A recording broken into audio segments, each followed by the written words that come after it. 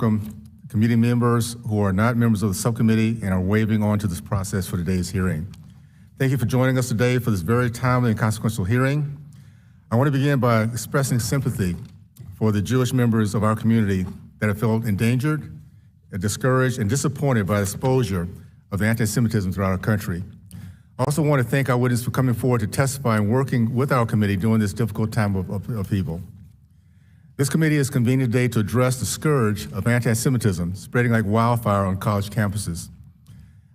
As a first step toward eradicating this evil, this committee has invited Jewish campus and community leaders to help us understand the source of this proliferation. I recognize that anti-Semitism is not a new problem. It has taken on various forms throughout our history, the most noted prior to October 7th were the horrors of the Nazi Holocaust. Both will forever remain a stain in the annals of human history. The modern form of anti-Semitism is more subtle, for it is often disguised under progressive political innuendos. For example, Office of Diversity, Equity, and Inclusion, steeped deeply in the doctrine of Marxism, is anything but inclusive for Jews. Evidence shows that campus DEI bureaucracies play a major role in propagating the spread of anti-Semitism. There's a dirty little secret at the heart of DEI as it seeks to dismantle systems of oppression. It divides the world into oppressors and the oppressed, ascribing collective guilt to the oppressors and collective innocence to the oppressed. But what does this mean for the Jewish community? You would think the DEI industry would be sympathetic to the Jewish people's history of oppression, persecution, and wholesale slaughter. But no, the DEI hierarchy places the Jewish people at the very bottom of the oppression spectrum. A study from the Heritage Foundation explains that how diversity officers fuel anti-Semitic fire. After searching through the Twitter feeds of 741 campus DEI personnel, the Heritage J. Green found that 96% of the Israel-related tweets were either critical of Israel or explicitly anti-Semitic. DEI programs are, at its core, anti-Semitic because it ascribes collective guilt to the entire state of Israel for the mere existence. The core principles of this Marxist ideology is not diversity, equity, or inclusion. It is instead discrimination, intolerance, and bigotry toward individuals thought to belong to a wrong group. So rather than curbing discrimination on campuses, these DEI bureaucracies stoke racial tensions.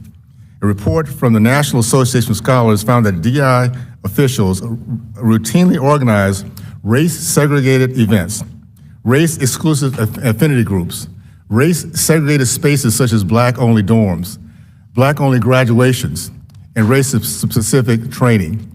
You literally cannot make this stuff up. If it reminds anyone of the hate-fueled 1960s days of Deep South Jim Crow segregation and the roaming gangs of KKK bullies, it's because it is. Hopefully our witnesses from Yale, Ms. Tartak, can speak more about her experiences with campus DEI and if it made her feel included. I cannot think of a time since the 1960s when a group of students were more blatantly targeted, harassed, bullied, intimidated, and physically assaulted than Jewish students in the last month.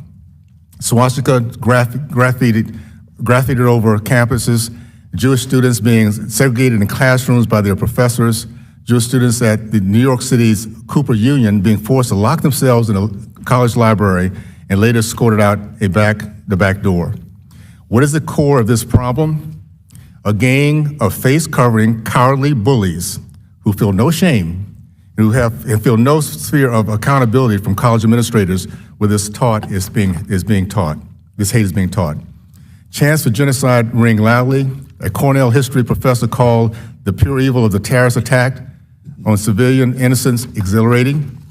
While anti-Semitic speech might be free, it deserves our moral condemnation. With respect to all free speech, this committee fully supports students' rights to political expression. What we do not and will not support is terrorism and threats of violence. We can no longer support the use of taxpayer dollars to cultivate, nourish, and grow hate on our campuses. I look forward to hearing from our witness accounts of exclusive, and divisiveness that are now being propagated and promoted throughout our country. DEI definitely plays a large role in fomenting this hate.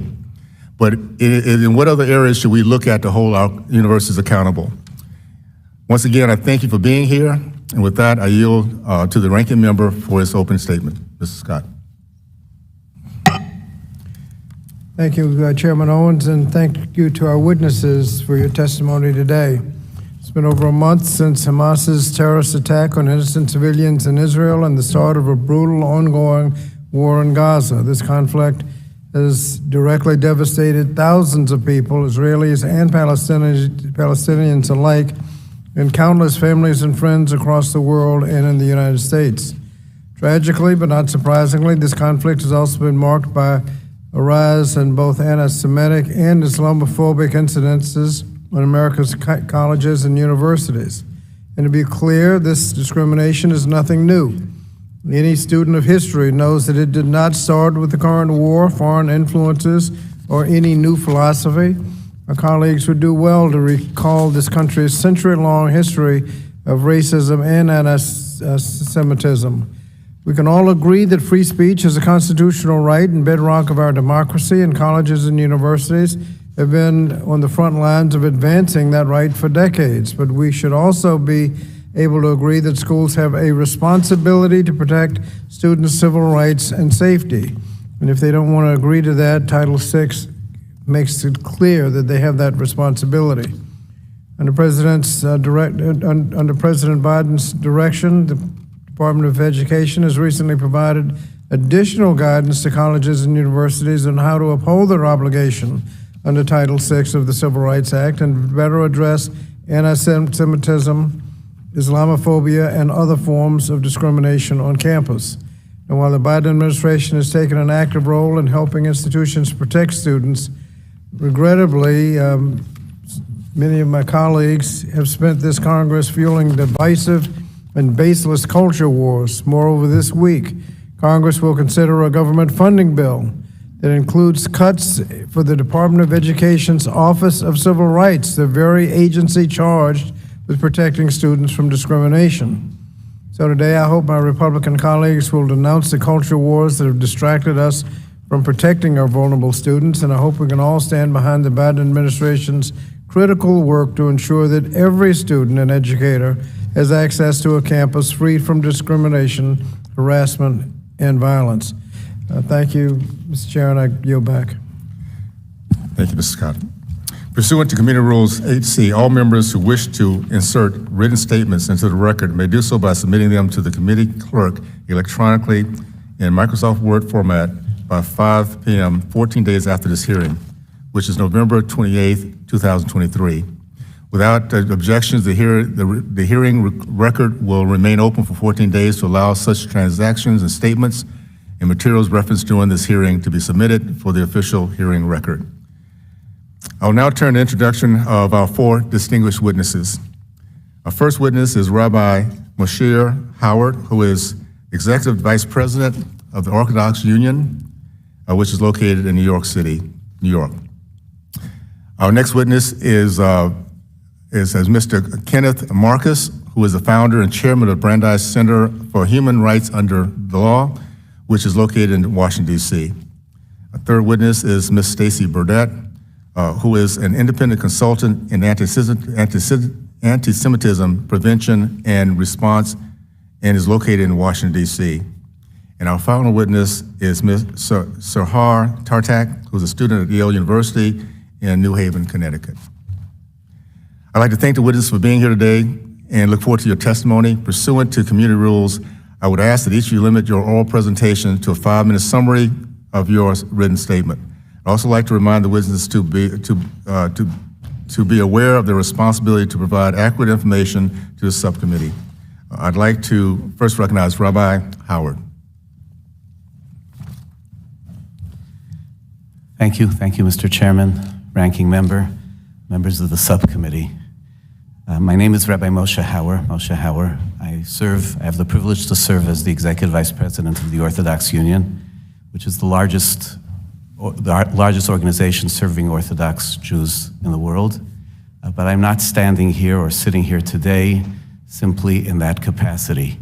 I work day to day together with colleagues across the Jewish community all of us, are engaged in our future, who are our students on campus. We have an organization that services our communities on campus, and we work side by side with other organizations such as Hillel and Chabad, serving Jewish students of all types on our campuses. And I hope in these remarks to be able to represent them and to present to you, in addition to the many specific stories, some of which the chairman mentioned and cited, and others which you will hear here today and will hear, unfortunately and sadly, in the future, to give you a bit of a sense of the bigger picture. Our organization, like others in the Jewish space, we place educators on Jewish campus, on university campuses, educators who are there, who enter the field in order to be able to provide a home on campus for Jewish students, to help nurture their sense of community, their sense of identity, to have a place to come together to celebrate Jewish holidays and the Sabbath, to study, to eat together, to maintain their sense of community, of their faith community. Today, the entire community of Jews on campus do not need a home, they need a fortress. People who went into this field in order to be able to educate and to nurture, instead find themselves, despite their own trauma and their own fear, having to spend their time just caring for the trauma and the fear of their students. Day to day, instead of educating, they're protecting. They're counseling people, students, how to avoid danger, how to navigate a class where the professor, where the staff that's in the class is creating a hostile environment for the students. The notion of being able to be there, to build, to grow, where the campus is a nurturing environment for all of its students, is unfortunately not their reality. Once upon a time, Jews were not admitted to these campuses. Today, we've come a long way. Jews are admitted to every campus. But today, unlike a short time ago, that admission introduces them to an environment where they experience fear and hostility. Which is better, to not be allowed in or to be welcomed and then to be intimidated? Title VI, as you will hear from my friend and colleague, Ken Marcus, Title VI ensures that our environments, our federally funded environments, our university environments are supposed to provide a place where all students are welcome. And what we are experiencing today is a test case in non-compliance to Title VI. I would also like to make a last point, and that is to draw you back to the big picture of how the Jewish community, the students and the Jewish community as a whole, are experiencing this moment. We are the people of the book, and that book contains values and morals, and it tells us our story. We all know our story, and this is the story of the Jewish people in a nutshell. We've been around for a few thousand years. We come to a country where we live, where we wander to. We thrive there. We contribute to the community, and after a period of time, that country spits us out. That's been our story. We live with it. We know it, and we didn't think it was going to happen here. We believed that the United States of America, built as it is on the principles of liberty and freedom and civil rights, would never spit us out. We never imagined, not 5 years ago, not 1 year ago, that we would be sitting here in this committee room because of the kind of vile and terrible anti-Semitism which is being directed at us on campuses. It's in your hands. You are our elected officials. We've entrusted you to bring back the liberty and freedom to our land, to make our community believe again that America will be different. Thank you, Mr. Hauer. Appreciate that. I would next recognize Mr. Marcus. Chairman Owens, Ranking Member Scott, members of the subcommittee, it's an honor to be here today for this briefing. I thank you for holding it and for including me. I am the chairman of the Louis D. Brandeis Center for Human Rights Under Law. We speak every day with Jewish students who are facing anti-Semitism on college campuses. A month ago, shortly before the 7th of October, I would have told you that we were facing historic levels of campus anti-Semitism, worse than we had ever seen before. But that was nothing like what we've seen since then. During the weeks following October 7th, we had more than a tenfold increase in intake as compared to the historic levels that we'd been seeing before that. And that was even before we announced a joint program with the Anti-Defamation League and Hillel to do intake together, at which point it skyrocketed above that. We have a crisis today on America's campuses. This is an emergency, and I would suggest to this committee that when the problem is exceptional and unprecedented, the solutions need to be unprecedented and exceptional. My testimony describes some of what's happening on college campuses, but the chairman's opening remarks reflects an understanding of that. Students are being assaulted, students are being threatened, there is vandalism, there's harassment of all sorts, not just on a few hotspot campuses, but all over this country, including at institutions that we had previously considered to be entirely safe for Jewish students. Let me suggest, if I may, a few answers, because there are things that can be done, especially under the statute that Rabbi Hauer mentioned, Title VI of the Civil Rights Act of 1964. The Biden administration has addressed anti-Semitism in various ways, and I think should be praised for issuing a national strategy on anti-Semitism. The Office for Civil Rights, or OCR, which I formerly headed at the U.S. Department of Education, has issued Dear Colleague letters and has had various meetings and public events, which I think are helpful. But much of that was what I would call October 6th thinking. We are now in an emergency. Here are a few things that should be done, certainly within the next 30 days. Number one, the Secretary of Education has authority to institute compliance reviews. When I served in the George W. Bush and Trump administrations, when there was a matter of national importance that we wanted to address and bring public attention to, we would establish a nationwide initiative with investigations proactively addressed through all of the regions of the agency. That would put significant resources, but also raise public attention. There is no need to simply wait for complaints to come in. The agency can reach out. Second, even short of compliance initiative, the agency has the power to institute self-directed investigations. Jewish communal organizations like mine are thinly stretched. We are providing complaints where we can, as fast as we can, but the U.S. Department of Education has the authority anytime it opens the newspaper or watches the news to investigate in those cases, of which there are many, in which it is apparent that there are issues of non-compliance with federal law. Third, Executive Order 13899 on combating anti-Semitism. The Biden administration has committed over and over again to issue regulations implementing President Trump's former executive order on combating anti-Semitism, which remains active policy, but lacks the durability of a regulation. This has been delayed and delayed again. It is now due next month in December. It would be unfortunate at a period of extreme anti-Semitism for this to be delayed again, and yet there's been no mention of it in either the national strategy or the most recent OCR report to this Congress and the President.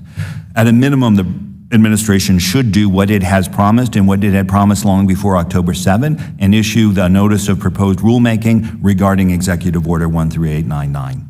Fourth, the Anti-Semitism Awareness Act. That's up to this Congress, not the executive branch. But there is legislation that has been introduced that would formalize and codify the executive order established by the last president, President Donald Trump. This would provide tools needed by OCR in order to ensure that there will be consistent standard use of the understanding of anti-Semitism. Those are four things, but in general, what we need is not just good words, not just an occasional letter, but a combination of strong guidance and, most importantly, proactive action. There is no need to simply wait for complaints to come in. The federal government should take action, and there's no reason why it cannot do so within these next 30 days. Thank you, sir. Thank you, Mr. Marcus.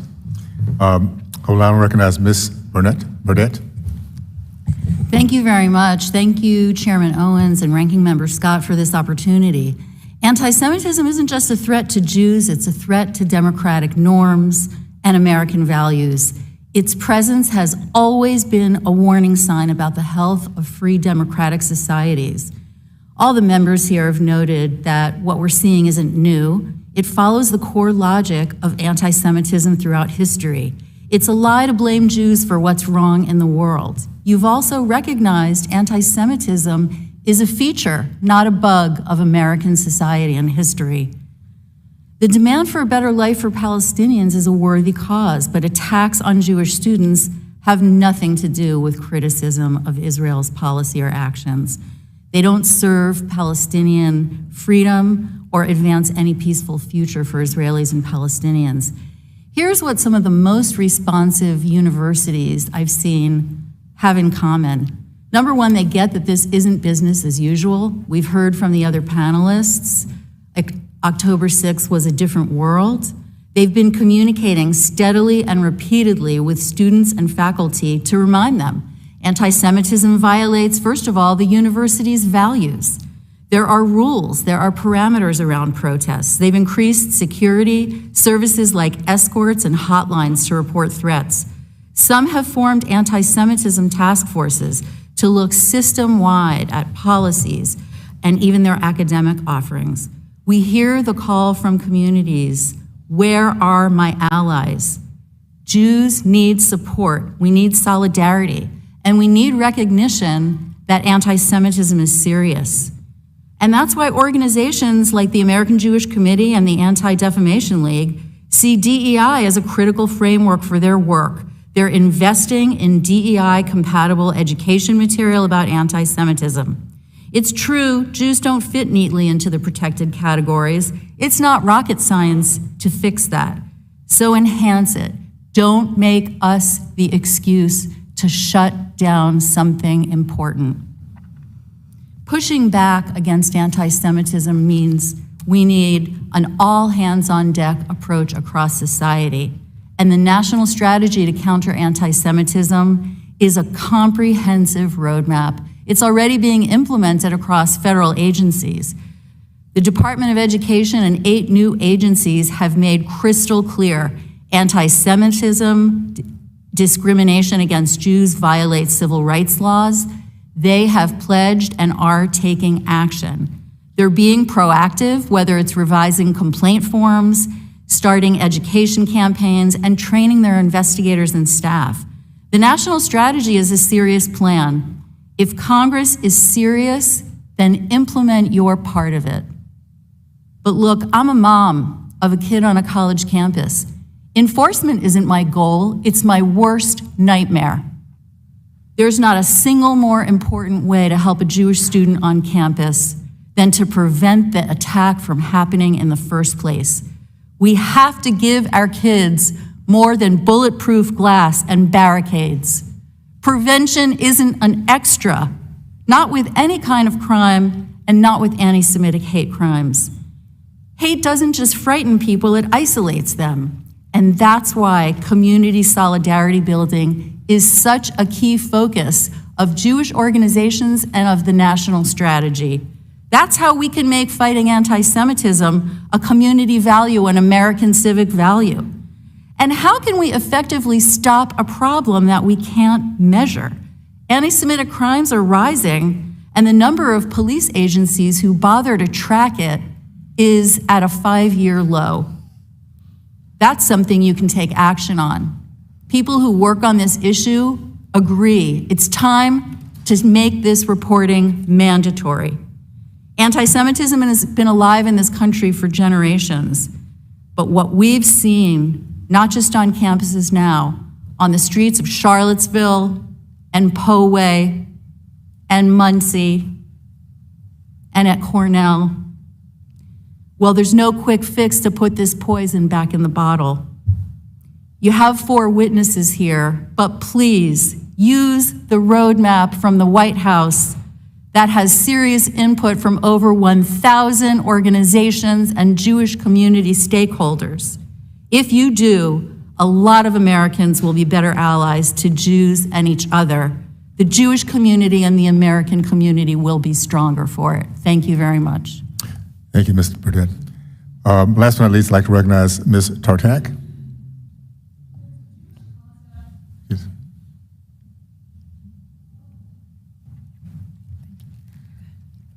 There's a Jewish concept that encourages bringing light into times of darkness through acts of loving kindness. So I'll begin by dropping a few coins into this charity box, and I would encourage you to do the same. Distinguished members of the subcommittee, good morning. My name is Sahar Tartak, and I am an Orthodox Persian Jewish student at Yale University. Thank you for having me speak. It is an honor, and I appreciate your service to this country. I am humbled before you. Noting your commitment to democracy and the free world, I want to paint a picture of how, since Hamas's October 7th massacres, college campuses have become a place for the opposite, a love of Hamas and all the oppression it represents. Since October 7th, there has been a 400% increase in reported anti-Semitic incidents of vandalism, harassment, and assault in comparison to the same time frame in the previous year across America. Let's start with Yale, my own university where I received death threats for my Jewish activism, and the Ivy League institution refuses to provide me with direct protection. That's just the beginning. I haven't had time to mourn the murder of over 1,400 members of my Jewish family across the sea. I haven't had time to cry. I've been too busy handling an interdepartmentally sponsored Yale event entitled, quote, Gaza Under Siege. My Jewish friends and I were barred from entry. We pressed our ears against the door for 2 hours listening, quote, the Israeli state cannot remain the state of the Jewish people. Quote, Israel aims to inflict as much harm, damage, and death as possible. Quote, Panelists refused to label Hamas, quote, terrorists, let alone to condemn them when asked. They instead justified their brutalities, saying, quote, violent resistance movements often emerge in colonized spaces. An official Yale University response declared that, quote, opinions and positions from people of all backgrounds were expressed respectfully during the program, but we heard nothing of the sort from behind the door. The week before that, I also didn't have time to cry. I was too busy with the Yale Daily News, the oldest collegiate paper in the country, redacting my mention of Hamas's raping women and beheading men from an article I published for the paper, deeming these atrocities unsubstantiated. Yale's administration made no comment. The week before that, I didn't have time to cry because I went to film one of many pro-Hamas protests at Yale where hundreds of my peers gleefully yelled, quote, resistance is justified. Yale's administration made no comment. The week before that, I wrote an article about the officially recognized campus group Yalees for Palestine publicly, quote, celebrating the resistance's success. Not to mention similar statements made by university professors. Again, the Yale University administration did nothing. Again, I didn't have time to cry. On campus, I sit in a crowded dining hall, and I ask myself, how many people in this room want me dead? You have no doubt heard about assaults and intimidation of Jewish students at Cornell, Columbia, and Cooper Union. You've heard about the words, glory to our martyrs, projected onto George Washington University's library. Those Jews also didn't have time to cry. You may not, however, have heard about my Jewish friend, a freshman whose residential counselor laughed contemptuously at a survivor of the Nova Music Festival massacre for visiting their university to detail his trauma. Others told me they're uncomfortable approaching their own professors for help with coursework because they're openly pro-Hamas. Another slept on a friend's couch because her roommate supports Hamas. One attended a seemingly innocent dance concert whose program featured a donation link to, quote, support Palestinian anarchist fighters on the front lines of resistance. I wonder where that was going. They've all receded into Jewish centers exclusively for reasons which are crystal clear. Universities have allowed Jew hatred to run rampant. If they fail to protect their Jewish students, they should be stripped of their federal funding. They must derecognize and defund student groups that promote violence, calling for, quote, intifada, or supporting US-designated terrorist organizations. The federal government cannot subsidize hotbeds of anti-Semitism. The Department of Education should proactively open Title VI investigations, not just receive them passively. Diversity, equity, and inclusion offices should be scrutinized for protecting every minority group other than mine. This is not an exhaustive list, but I urge you to mobilize on this issue. Do not abandon your Jewish students during this crisis. Academia has turned its back on us. Will you do the same? Thank you. Thank you so much. Pursuant to the previous order, the chair declares the subcommittee in recess, subject to the call of the chair for votes on the House floor. We will reconvene immediately following the last vote in the series. Thank you. The committee stands in recess.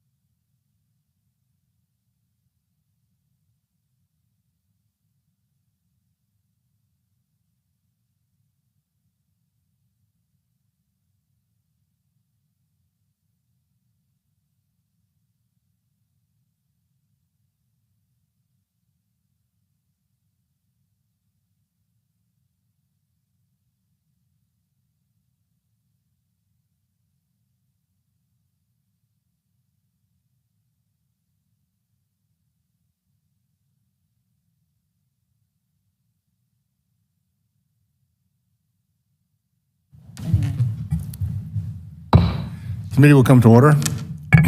Under Committee Rule 9, we will now question witnesses under the 5-minute rule. I will begin this process. Rabbi Hauer, in your testimony, you made a striking statement.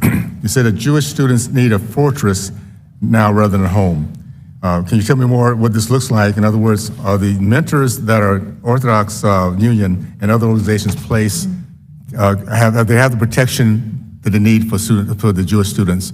And has that changed in recent years, especially since the Hamas attack? Thank you for the question. It has changed. It has changed dramatically. It's changed over the years, yes, as you will hear from all of us.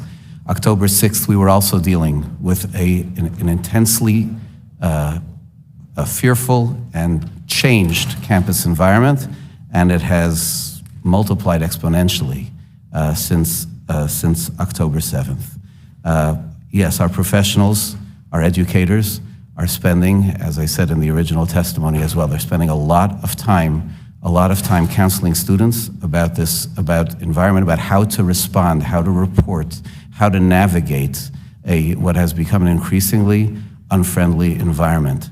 Our Jewish students on campus, when they come to the place, they're very often they're doing something which is really essential to themselves and to their identity. They can't and they shouldn't need to melt into a campus environment by hiding who they are. The ability to convene in Jewish spaces.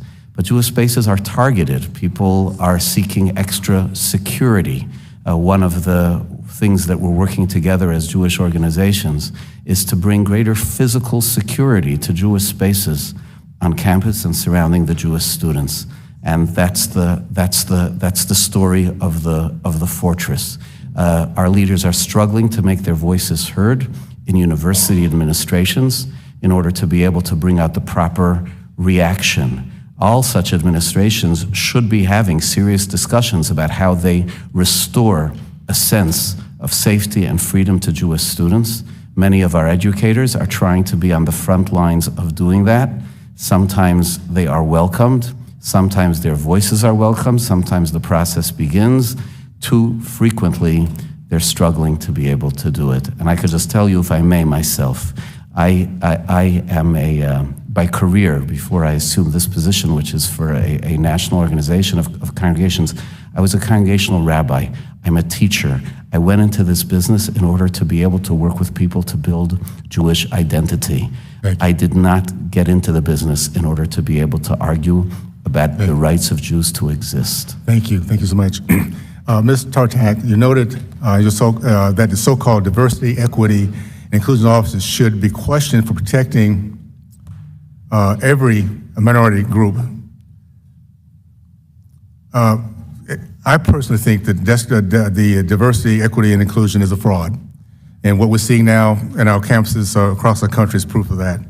What is the Diversity, Equity, and Inclusion Office at Yale doing to protect you and your other Jewish students on campus? And from what you've heard, other peers and other campuses?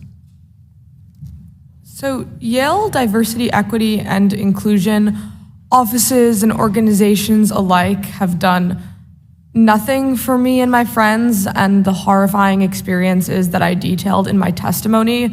Surveys of DEI organizations on college campuses have found that only 2 in 24 even address anti-Semitism. And if and when they refuse to step in for Jews, I know what comes next. Okay, thank you. In a few seconds we have left, Mr. Marcus. You've heard the voices of the left express concerns about the pro-Hamas students not being given their free right of speech. Yet in your testimony, you noted that Brandeis Center, over half the Jewish fraternities and sorority students surveyed expressed avoiding their views on Israel because of the concerns they might have for themselves. Do you have any comments on that? Any further comments on that? Thank you, Mr. Chairman. Certainly, I would say that we speak every day with students who feel that they are unable to express their Jewish identity on campus without various forms of punishment or social stigmatization. Jewish students for whom Zionism is an integral part of their identity are in particular unable to do so. They are finding that they are excluded from student government positions or subjected to impeachment votes or otherwise excluded. Thank you so much. I now recognize Mr. McConnell. Yes. Thank you, Mr. Chairman. I am appalled by the rise of anti-Semitism amid a painful and precarious moment in light of the October 7th attack launched against Israel. And I'd like to take this opportunity to address a recent vote that I took, and so that folks can understand why I did what I did. Congressman Owens, the chairman, introduced a resolution titled Condemning the Support of Hamas, Hezbollah, and Other Terrorist Organizations at Institutions of Higher Education, which may lead to the creation of a hostile environment for Jewish students, faculty, and staff. To be clear, the early draft of this resolution was a resolution that I intended to support. I believe that condemning the actions, the heinous actions of Hamas was an important thing for Congress to express and to express maybe something different that was going on many of our nation's campuses. However, the resolution that came to the floor for a vote differed vastly from the initial version. The subsequent iteration contained added whereas clauses, many of which misrepresented instances of anti-Semitism on college campuses. Congress has a responsibility to remain truthful above all else. If we are misrepresenting data to present a false narrative or perpetuate a narrative which may provide some political gain, then we are providing a disservice to those we represent. So after much thought and deliberation, I voted against the resolution because it was overly broad and implied university administrations are not challenging or properly responding to instances of anti-Semitism, notwithstanding what our witness here has testified today. I do realize that some administrators have not acted with appropriate alacrity. One of the whereas clauses in this resolution included an instance of a Stanford lecturer targeting Jewish students. From what I heard, it was a despicable moment. This did not depict, however, a full, accurate picture because the text of the resolution failed to recognize that the instructor was subsequently suspended by Stanford University. A second mischaracterization occurred on page 2 of the text, which read, quote, whereas on October 22nd, 2023, the Brandeis University student government voted down a simple resolution condemning Hamas and calling on the immediate release of all hostages back to their families unharmed, end quote. Now, this could have done potential harm to the students at Brandeis University who were mischaracterized as having failed to condemn Hamas. Inaccurate reporting misconstrued the dynamics of a student Senate vote that concerned process and procedure. The Brandeis Student Union had not issued any statement that supported Hamas, and they actually vigorously condemned the attack. This resolution should not have been included in a congressional resolution. Misreporting prompted the Brandeis University president to set the record straight, and he released a formal statement entitled Setting the Record Straight. And the statement expressed that the university unequivocally stands with Israel. And Mr. Chairman, I ask unanimous consent for this letter to be entered into the record. No objection. Now, the pro-Israel organization J Street further recommended to members to object to the Owens resolution, citing concerns with the implication that universities were not acting to address instances of anti-Semitism. Some of my colleagues have attempted to seize an opportunity to divide the Democratic caucus with gotcha resolutions and bad faith attempts to condemn anti-Semitism, which is what the resolution, in my view, ended up being.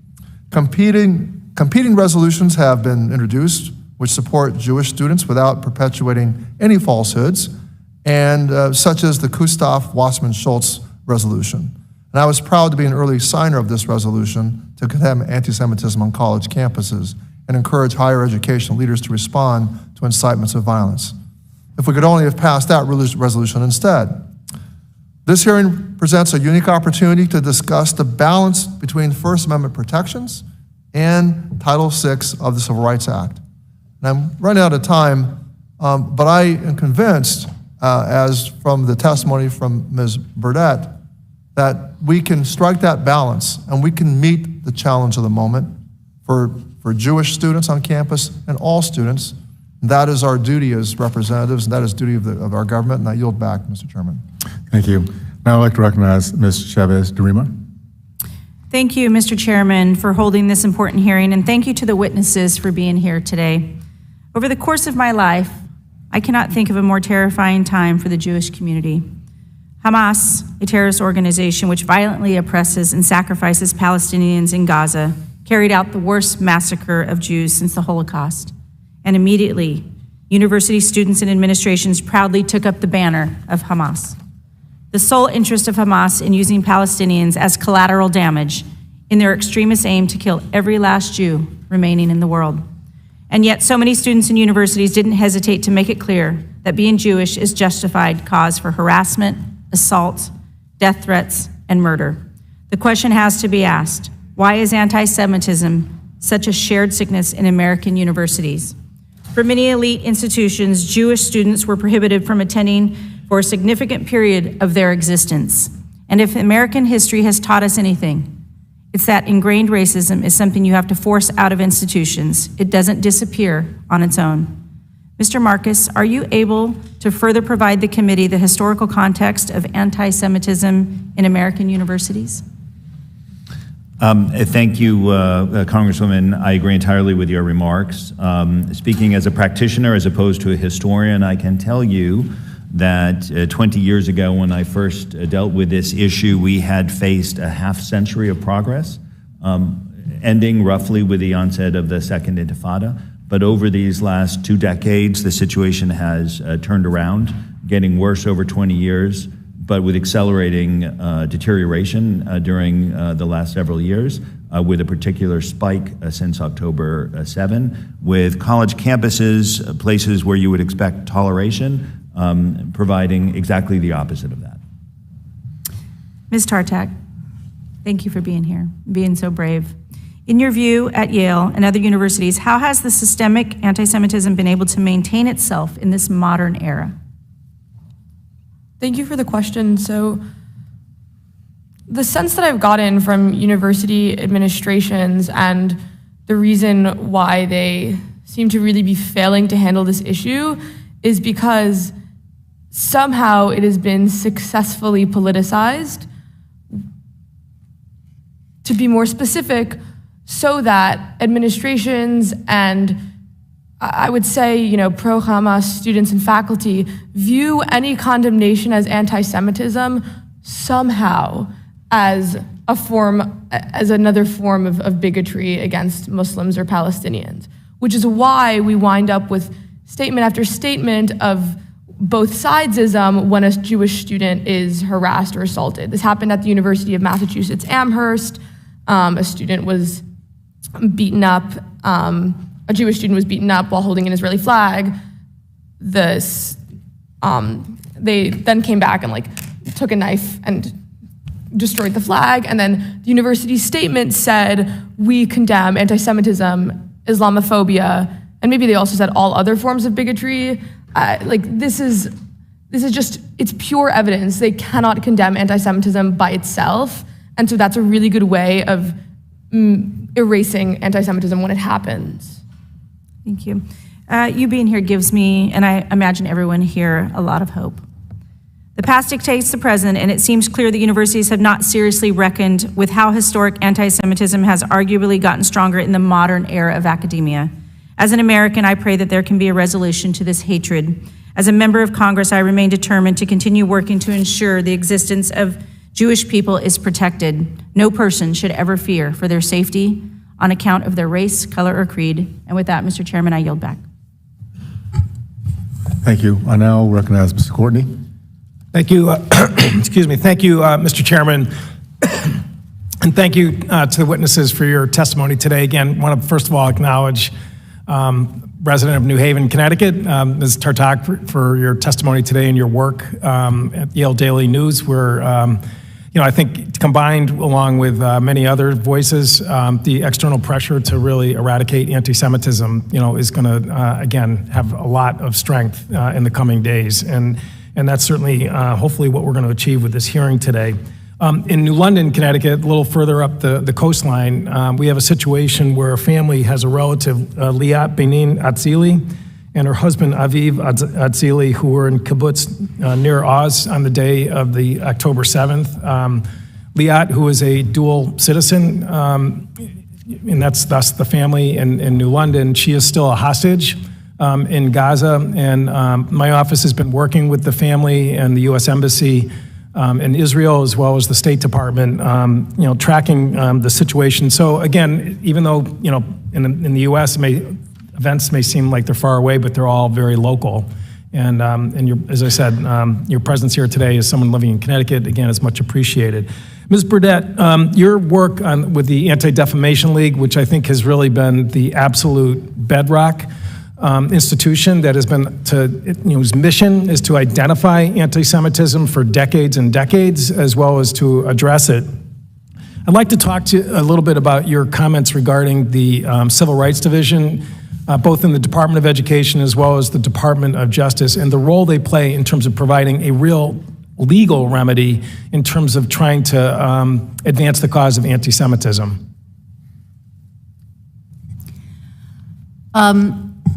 Both in the Department of Justice and Education, it's been very important that those offices have restated, re-upped the truth and the message that anti-Semitism is a violation of civil rights. It's something that needed reiterating. We need to be translating resources for victims into Hebrew and Yiddish. All of those things that those offices do make a difference in someone's life.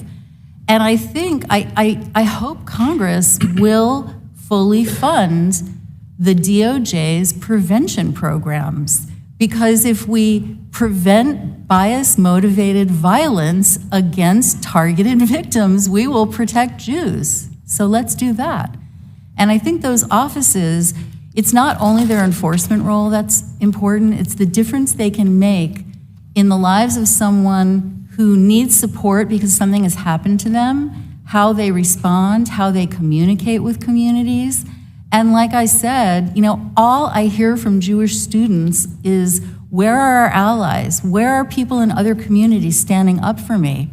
Well, we can't hear that cry and then think that building solidarity, when our local officials do work that brings community together, they are building a social fabric that protects people. It's Right. not an add-on. So on page 8 of your testimony, again, one of the headings is when students call, make sure there's enough investigators to answer. And again, that really, at this particular moment, is an issue that's right in play. We are about to vote on the budgets of the Department of Justice and the Department of Education with the spending bills, which my colleagues on the other side's Appropriations Committee reported out. And the Civil Rights Division in the Department of Justice is looking at a $41 million cut from their budget, and the Civil Rights Division in the Department of Education is looking at a $35 million cut. I've been around Congress for a while. Talk is cheap. Budgets matter in terms of whether or not, again, there's someone to answer the phone and actually put pressure on institutions, whether it's higher education, employers, you name it, where anti-Semitism is rearing its head, that we actually have the resources in play to provide a real remedy. I mean, it's a basic first-year law student maxim that when there is no remedy, there is no right. That's Marshall versus Madison, one of the bedrock cases out of the U.S. Supreme Court. And these budgets really raise a question whether or not there's going to be a remedy. Again, in 15 seconds left, maybe you'd like to sort of comment on that. Republicans and Democrats have complained to the Department of Education about their backlog, about their alacrity. And I don't understand how we can complain about a group of people not getting through 19,000 cases when they were not set up. They are not equipped to handle that deluge. And I can tell you from my experience, the complaints that are going to be coming in are going to be real, they're going to be hard, and they are going to need investigative capacity. So let's get busy and let's put people in those chairs. I agree with you. Thank you. I yield back. Thank you. I'd like to now recognize Mr. Groffman. Yes, I guess we'll start on with this question. Right now, there's been a lot of concern, a lot written about from Mr. Marcus, a lot written about the lack of diversity on college campuses. Very strong to the left. There's been an increasing role of DEI sort of programs in which left-wingers are hired by colleges and universities. Do you feel that these people are contributing at all to anti-Israel sentiment, or is there a correlation between the increase in anti-Semitism and an increase in these sort of employees in college campuses? Congressman, there are some people in the DEI field who are doing good work and even helping Jewish students, but there are three fundamental problems. First, DEI programs often do not even mention anti-Semitism or Jewish identity in their training programs. Second, studies from the University of Arkansas show that often DEI professionals, especially in higher education, have strong anti-Israel views that cross a line into anti-Semitism, so they would not be the appropriate people to go to at any rate. Third, oftentimes DEI programs are built on an ideology which creates a dichotomy between oppressor and oppressed, between white supremacist and BIPOC, and too often Jews are viewed as being ultra-white oppressors, which means that regardless of whether Jews are mentioned or not as a discrete minority, the entire process, the entire ideology is structured too often against the Jewish people. We're told, I mean, I talked to some people whose children are mistreated on college campuses. They notice a lot of BLM signs or that sort of thing, sometimes connected with this sort of thing. Is there a correlation between BLM, or are they weighing in one way or other on these incidents? Mr. Chairman, was that for me? Yeah. You're asking about correlation with Black Lives Matter and the problem we see on campus. So what I would say is that the Black Lives Matter movement stands for a lot of different things for different people, but the movement has, in various places, including for a significant period on its website, had strongly anti-Zionist messaging, and sometimes also has that perspective in the work it does. The Jewish community tends to support efforts to make sure that all minorities are supported, but the particular group that you mentioned, unfortunately, does have an anti-Zionist background that can be hurtful. Okay, as far as social media is concerned, there have been reports that TikTok has been prioritizing, say, a more Palestinian anti-Israel message. Is that true? My expertise is more the campus than social media, but what I can tell you is anecdotally talking to students, they are deluged with anti-Zionist messaging coming both generally from the discourse and also oftentimes from their campus itself. Could one of you just comment in general? I'm going to come back to the lack of intellectual diversity on college campuses. And the lack of diversity is usually strong. What they have is an overwhelming tilt towards left-wing progressivism on campuses. Do you believe that's part of the problem on campuses? Sure. Either one of you. Ooh, sure. Certainly, Congressman, it can't be coincidental that we have on so many campuses an environment that has become so hostile to Jews and Israelis at the same time that anti-Zionist attitudes are so prevalent within the faculty themselves, and those anti-Zionist attitudes are sometimes coupled with left-wing ideology. Do you see any correlation between anti-Israel views and anti-American views? Does it attract the same breed, same type of person?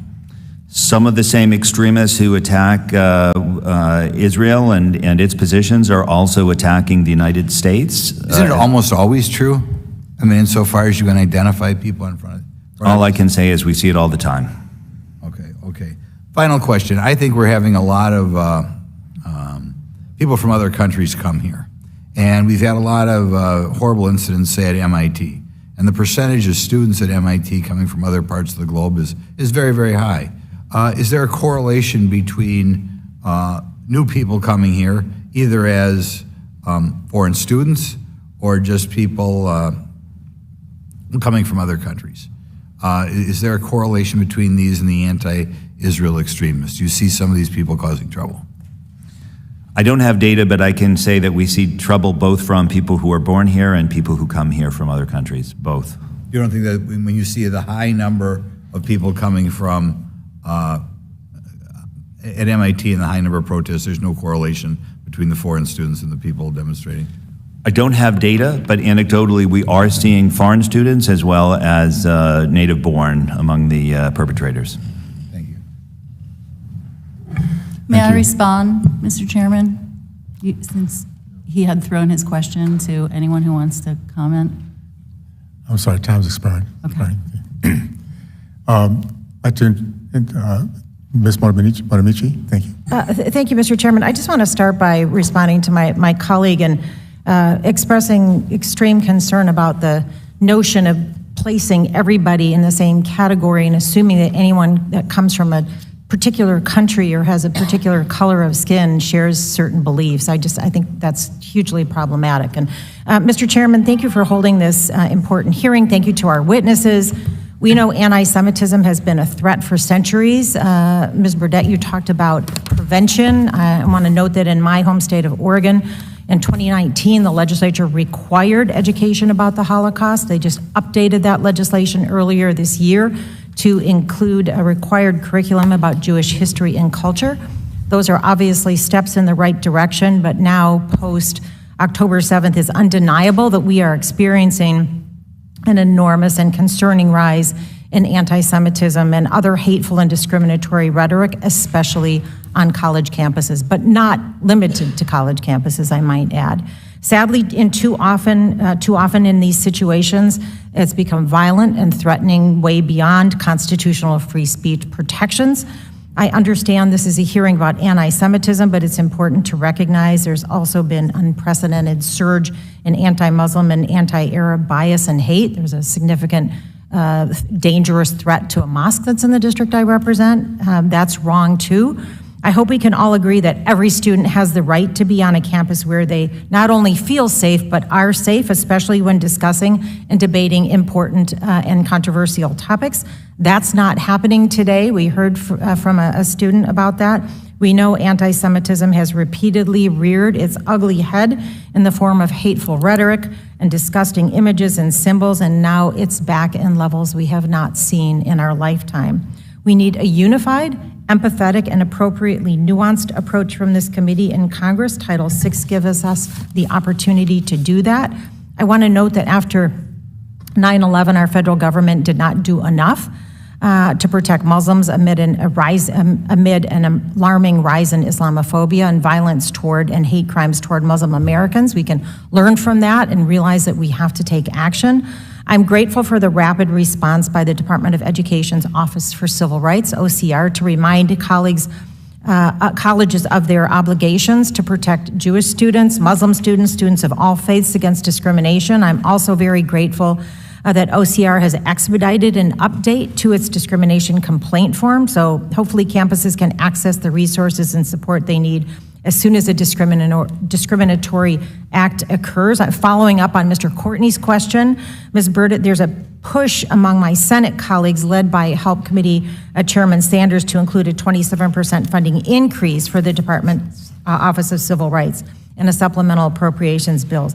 I support this and hope that a similar bipartisan effort takes shape in the House because of the bipartisan consensus that we're hearing about addressing what's happening on college campuses. So, Ms. Burdett, how could OCR use these additional resources from Congress to fulfill its responsibility and protect civil rights of students and combat any faith, race, or ethnicity-based discrimination? And would you please also, I know you wanted to respond to Mr. Grossman's question as well. Well, I'll start with the Department of Education. I am an advisor to professionals on campuses, and complaints are going to go up. Congresswoman, if tomorrow you were a senator and you got to only bring your House staff, it would limit how effective you could be. And so this is just common sense that we need to capacitate this organization, because later, members of Congress will criticize that office for not moving quickly enough and for having a backlog. And I can't be a Jewish person and not remember that we were viewed as foreigners who were dangerous.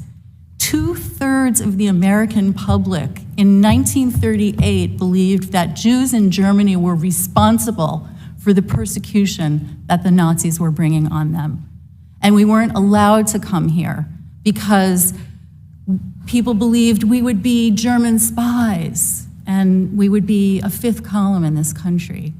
And so hate comes from everywhere, and so do acts of good people. And so that kind of profiling, it's not backed up by the data. You're members of Congress. You can access information about people who come to this country. My understanding is that they commit crime at lower rates than our own kids. So thank you for that Thank opportunity. you. And Mr. Chairman, as I yield back, I request unanimous consent to enter into the record statements from the Council on American Islamic Relations, CARE, condemning Islamophobic actions on college campuses in Maryland and Texas, and importantly, an article from the Washington Post titled, "Colleges Braced for Anti-Semitism and Violence, It's Happening." Thank you, and I yield back. No objection. And I would like to recognize Mr. Good. Thank you, Mr. Chairman. Thank you to our witnesses. Ms. Tartak, we're all sorry, I think, to hear, would hope everyone, that how you've been silenced and threatened on the Yale University campus. What do you think college administrators who are committed to combating anti-Semitism, what should they do to protect Jewish students on campus? Sure. So first of all, I think that they have options.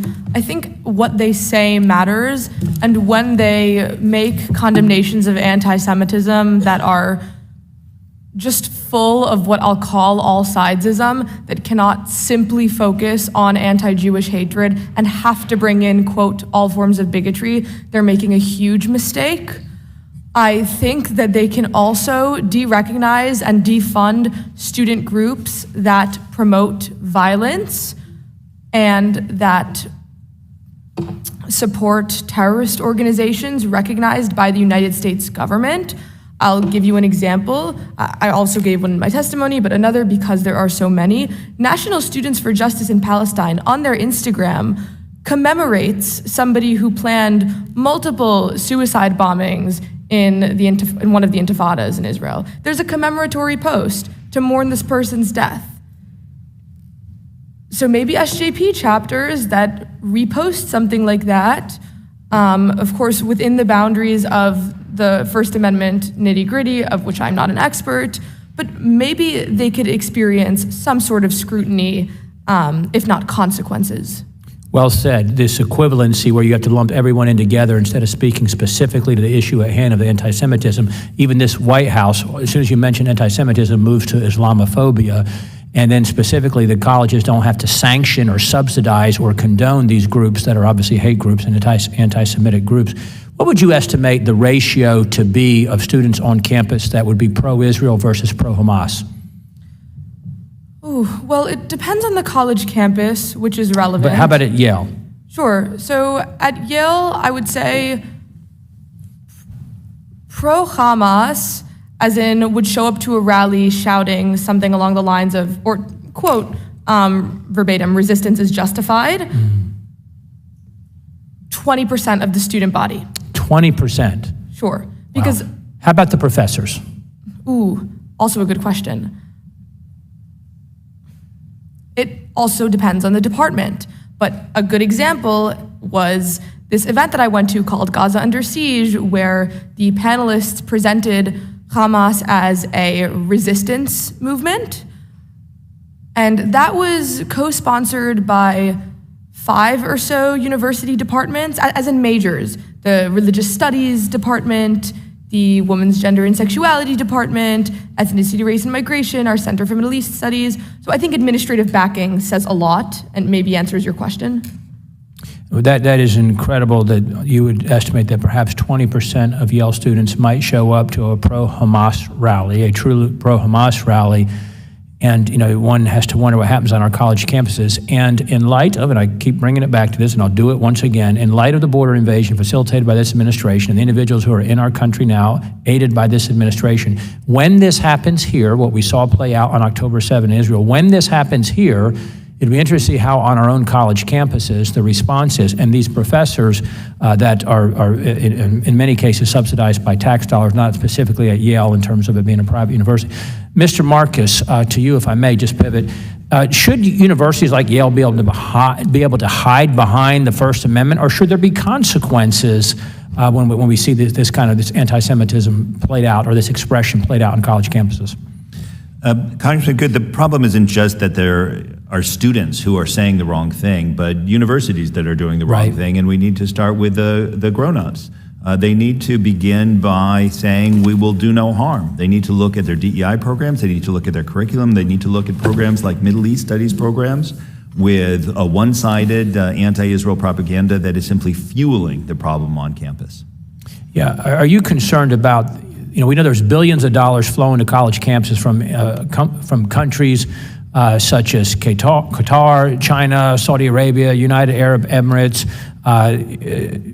countries that don't hold the same values that we do, and it's even there was a study by the Anti-Defamation League, it's a report that showed how money from Iran is actually being funneled to universities that support anti-Semitism. Are you concerned about the impact that these foreign influences on our college campuses might be having on the spread of anti-Semitism? I am, sir, but I want to say respectfully that a lot of the money going to it is our own money from the U.S. taxpayer. So a lot of it is either federal money, or it's state money, or it's student activities fees. But yes, it is also true that foreign money is coming in and having questionable influence. Thank you, and I yield back, Mr. Chairman. Thank you. And I'd like to recognize Dr. Adams. Thank you, Mr. Chairman, and thank you to our ranking member, and thank you to the witnesses for being here today and for your testimony. As a 40-year retired college professor, I'm appalled at the recent reports of anti-Semitism that we've seen in this country and the demonstrations of hate overall. Anti-Semitism has been a serious issue in this country. It's been ongoing and has existed for a number of decades. We've seen hate, unfortunately, trickle down to many parts of our society, and today we're looking at our colleges and universities. It's horrible to me that students are being attacked simply for who they are, and every student, regardless of race or religion, deserves the right to study and to learn safely on a campus, and they deserve the right to walk on the campus and just be there and feeling safe about it. Ms. Burdett, in your work at the Anti-Defamation League, you developed policies and strategies and programs to prevent and counter anti-Semitism. So can you discuss briefly some of the strategies that you use to help schools combat anti-Semitism, and in your experience, how have the institutions responded to these strategies? So institutions in general in this country want to do better. And working as a lobbyist for the Anti-Defamation League was like, most of the time was like falling through an open door. I think institutions need outside partners and expertise and validators and supporters. But one of the most important strategies and things that we have learned as a country is that where there is data, action follows. And where campuses have programs that incentivize and promote reporting and make it even more comfortable for students to make a report, they can look at their problem and quantify it. And the fact that, everyone on this committee could actually ask their own police department to start reporting to the FBI. And I just can't emphasize enough that if you have a diverse city in your district that is reporting 0 or 1 hate crime, it's not credible, and we all know it. And so reporting, even schools that have a policy against bullying, and bullying, by the way, hurts Jewish people and our brothers and sisters in other communities, Where a policy is posted online and promoted, children are safer. There are less suicide threats among kids. And so these kinds of spotlights that we can put, and then I've talked a lot about prevention. Prevention really matters, because once a hate crime has happened in a family, some families will actually never recover from that trauma. And I think we've all seen cases like that. Thank you. We've seen so many traumatic experiences throughout our college campuses. I've worked particularly with our HBCUs and others.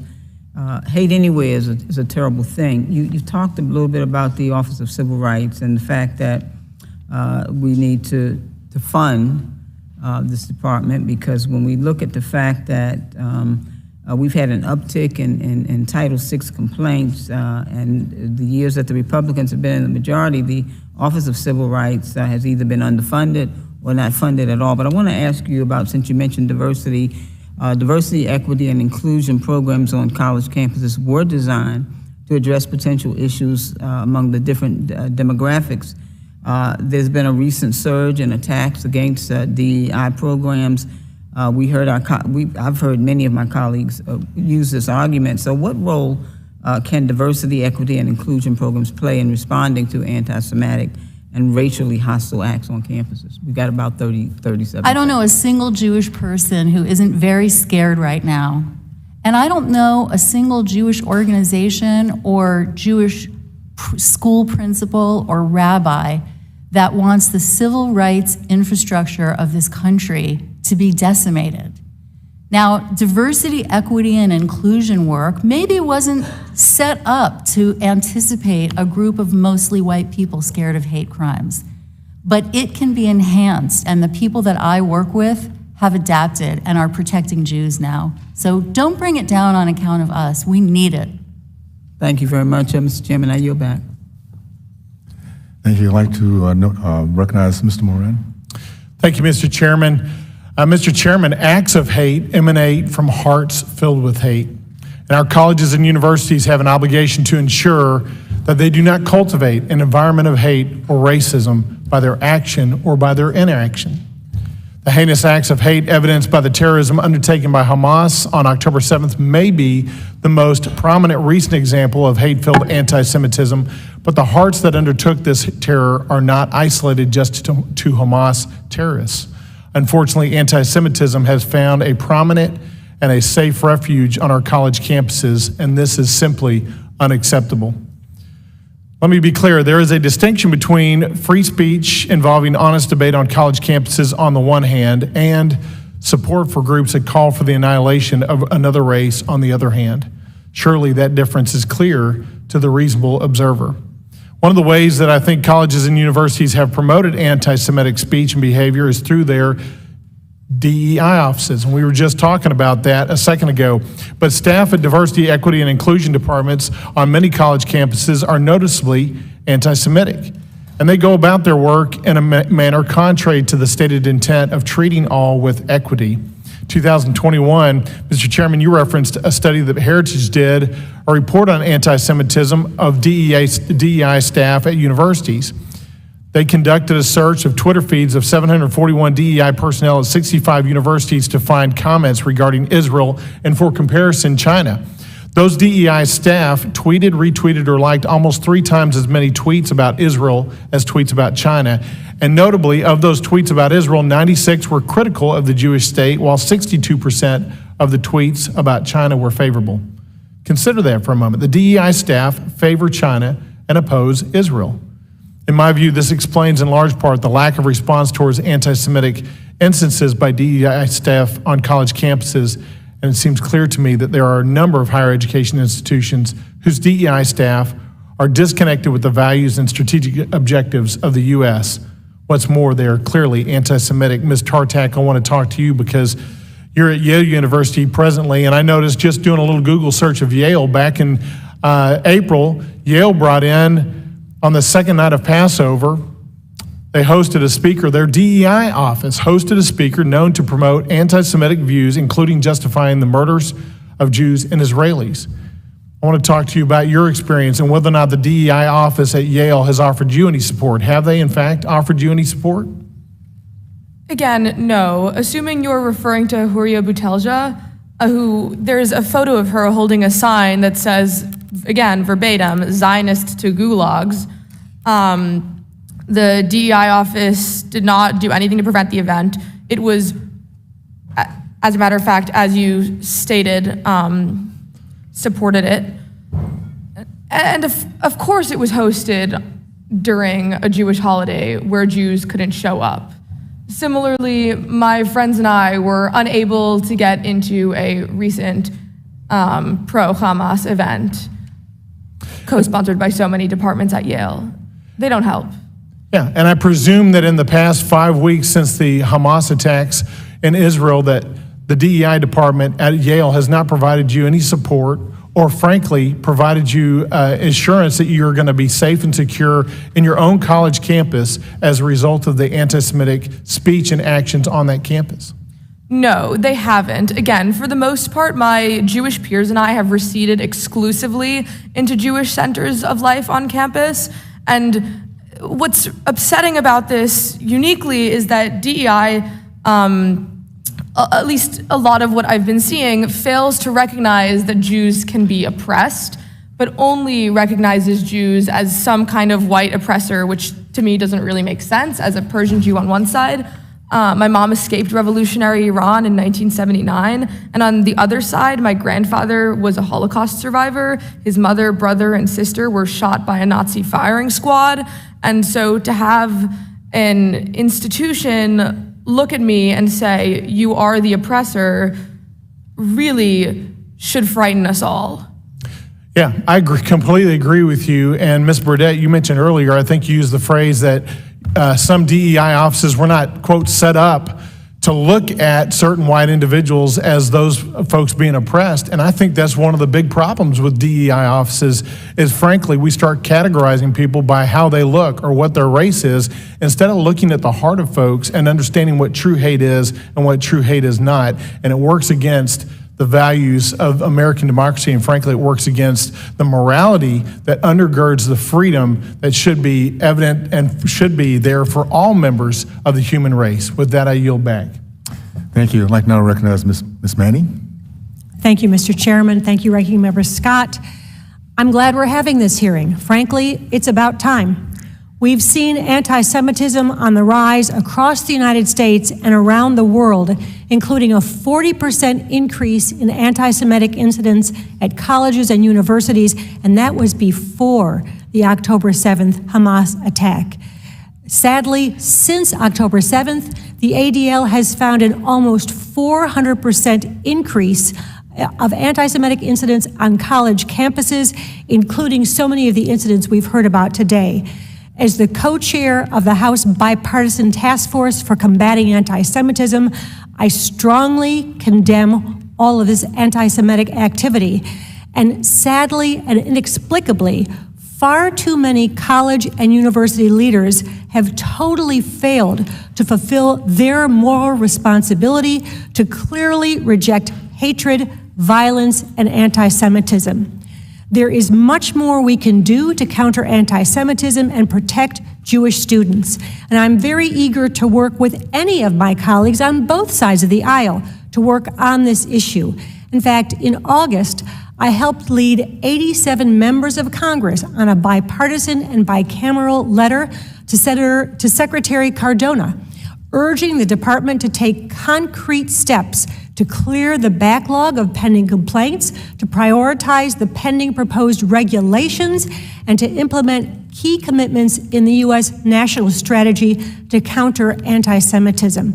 And Mr. Chairman, I'd like to request unanimous consent to enter this letter into the record. No objection. Thank you. Mr. Marcus, I am so grateful to you and your colleagues at Brandeis for your work. In April, the Biden administration reached a milestone settlement with the University of Vermont on anti-Semitism, and would you view that as a success?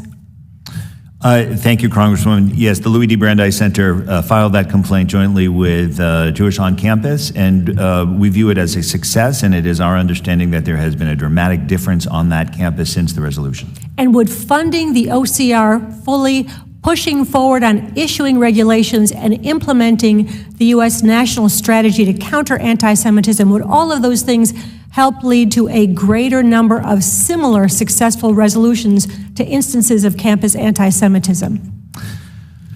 Respectfully, I don't think I can say I'm convinced of that. I headed OCR during 2 administrations. There have been arguments for and against increases or decreases, often on party lines. My sense has been that think about anti-Semitism as an issue that seldom occupies even 0.1% of intake. Maybe it will be. So to me, fluctuations in the budget of OCR are not what impacts the ability of OCR to address anti-Semitism. So let me ask you this question, because we know that there are a record number of 19,000 complaints that OCR received last year, and yet a tiny number of those, I think only 5, are related to anti-Semitism. And I think since October 7th, only 8 or 9 complaints have been about anti-Semitism. This is shocking in light of what we hear from students when we talk with them on campuses, what we hear in the press. So why is it that we've seen such a significant increase in anti-Semitic incidents as reported by students, by others on college campuses, and yet what we're seeing filed at OCR is only a tiny percentage of those claims? What's getting in the way of students filing complaints? Students are often reluctant to file complaints against their university for reasons that vary from loyalty to their institution, to ignorance of the availability of the process, to fear that it's not going to be successful. We're now seeing more complaints coming in, and the Brandeis Center will have more to come, but I really think that it is incumbent on OCR to proactively investigate cases and not just wait for complaints to come in for exactly the sorts of reasons that you've just mentioned. So college is a time when young people find themselves and decide what they want to be. And I am deeply concerned that what young Jews are facing today on college campuses, the shocking anti-Semitism, is going to force them to decide that they are simply safer if they hide what's Jewish about them, if they do not take part in Jewish life, if they abandon that part of their identity. So I just want to urge my colleagues, we need to do more to address this issue. My time is expiring, and I thank all the witnesses today. Thank you. And now I'd like to recognize Mrs. Smucker. Thank you, Mr. Chairman, for yielding time and for holding this important hearing today. And I'd like to thank each of the witnesses for being here, and particularly Ms. Tartak for being here to share your story. It's shocking to see what's happening in our society, what's happening on our campuses. There's something wrong with the moral fabric of our society when you have anti-Semitism rising in the way that we are seeing today. And it's hard to believe that we're here, particularly when we've seen the atrocities that Hamas have committed against the state of Israel in October. These were barbaric, inhumane, and deserving of strong retaliation. 1,400 innocent individuals brutally murdered, hundreds more still held hostage by Hamas, and 30 Americans killed in these attacks as well. And on these college campuses, in many cases, no mention made of any of that in these protests, no mention made of Hamas as a terrorist group. Instead, we're seeing, as you said, Ms. Tartak, Jewish students retreating to their Jewish centers in our college campuses. So it's totally unacceptable and should be called out for what it is. It's a hate crime. And unfortunately, far too many institutions of higher education are failing to do their duty to protect Jewish students and faculty from this aggression. And I think you've heard today that members of this committee are resolute in condemning anti-Semitism, and I'm hearing that on a bipartisan basis. And we continue to stand firmly behind Israel, behind Jews here in America, and behind Jewish students on college campuses. But I think about where do we get here, and Rabbi Hauer, you mentioned in your testimony that anti-Semitism has been cultivated in our K through 12 system, and then that spreads to institutions of higher education. And I'd like to hear a little bit more about that. I'm from Pennsylvania, and I just want to give this background as well. There's an effort in Pennsylvania to teach about the Holocaust in our K through 12 system, led by a professor at Penn State. I've visited some of the schools that have implemented teaching about the Holocaust at a young age, and how to do this. It's a difficult subject, and how to do it with very young students. But what is going wrong beginning in our K through 12 system that we're at the point where we are today? Thank you for the question. I'm not sure if I would use the word myself, cultivated. I think what we have seen very clearly is that the kinds of behaviors and the kinds of environments that have been created in university campuses, which until very recently we only found in university campuses, we are now finding in K through 12, or specifically middle school through 12 environments.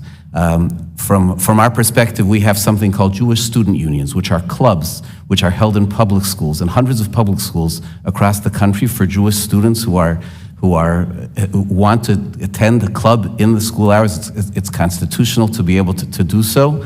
We have had, especially since October 7th, but preceding it as well, but incredible spike in it since October 7th, descriptions of exactly the kinds of things that have been described here as occurring on university campuses.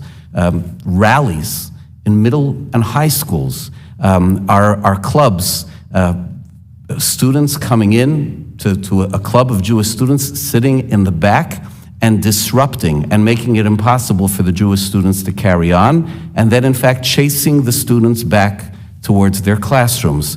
We've had teachers in high schools who have been doing art projects of showing, for example, a fist emblazoned with the Palestinian colors going through the Israeli.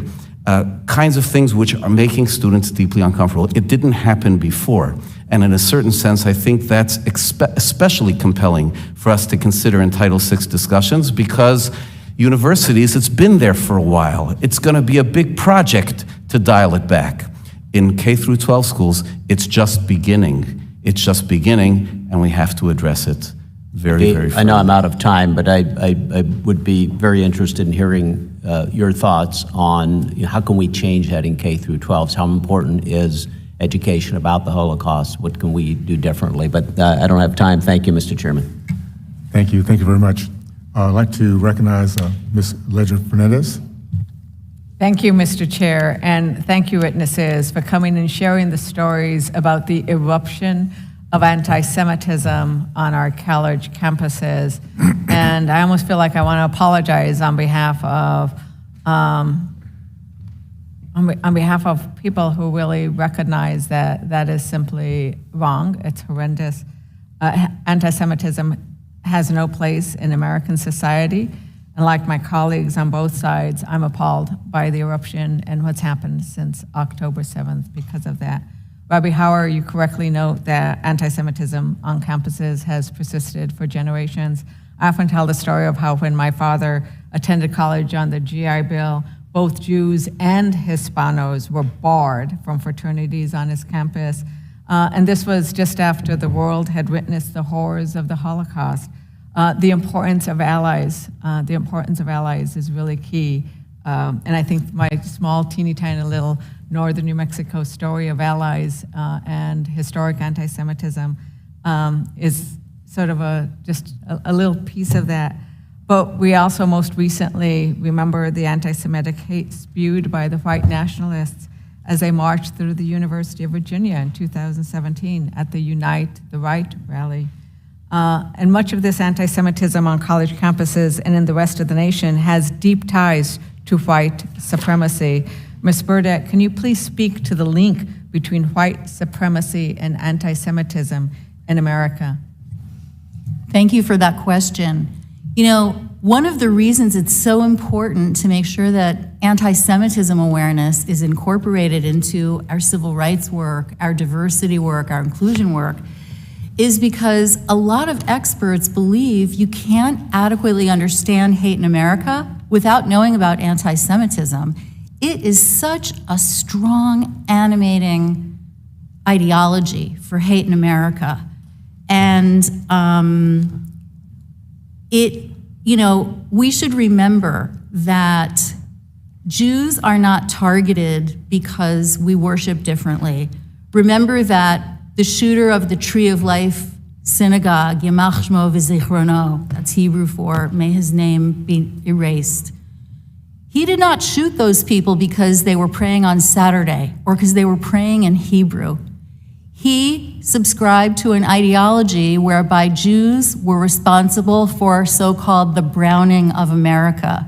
We are part of the movement for diversity in this country, and anti-Semitic conspiracy theories in our homegrown hate groups are very pernicious and really drive a vast, vast majority of ideologically motivated, biased murders of Jews in this country. Right, and this idea of hate and promoting power and acquiring power by using hate to get it in all of its forms, I think is really pernicious, as you point out. And you pointed out also in your opening testimony about the Biden administration's national strategy for counter anti-Semitism earlier this year, and about the importance of Congress acting and making sure we provide the resources. Mr. Courtney raised the issue earlier, but what does a 25% budget cut to the Department of Ed's Office of Civil Rights, as proposed by the House Republicans' appropriations bill, affect? How would that affect the ability of that office to investigate and, if necessary, as pointed out, take strong action when universities fail to counter the anti-Semitism, when they fail to protect the students, as we heard from the witnesses as well? Ms. Burdett? I've heard my friend Mr. Marcus speak eloquently about what the Office of Civil Rights could still do more of with less. But that's not how any of us run organizations and programs. I know that a 12% decrease in capacity has not helped them tackle rising cases. And I just don't understand. We know the cost of communities that are ripped apart, campuses that are ripped apart. It's just penny wise and pound foolish not to do things that we know deter and prevent these crimes. Thank you very much, and my time has expired. I had wanted to have time, and I might submit a question in writing, because you also talked about the importance of using anti-Semitism, and that piece is important within DEI. Your community is part of it, my community is part of it. So I'll submit a question in writing to address how that is important to the witnesses. And with that, I yield back. Thank you. I'd like to recognize Mr. Williams. Thank you, Mr. Chairman. Yeah, I believe that actions speak louder than words, and I want to put colleges and universities on notice that if you permit or harbor anti-Semitism on your campus, you are my enemy. Say that emphatically. I want to draw attention to the shocking hypocrisy that I see on display on our college campuses. If you rewind just 5 or more weeks ago, our academic institutions have gone from rightly denouncing Holocaust deniers, not permitting them to speak, and even in many cases firing them from their positions. But now, just in the last 5 weeks, universities are defending and protecting supporters and perpetuators of Holocaust 2.0, and that is Hamas. The atrocities on October 7th can only be understood as a new Holocaust, and the pro-Hamas protests on universities not only celebrate the massacre of Jews, but call for the massacre to continue until all Jews in Israel are murdered or evicted. Yet what we see is university presidents, faculty and board members, and donors shockingly silent or deliberately reserved in their actions to identify, rein in, and remove these intimidating protesters from our academic institutions.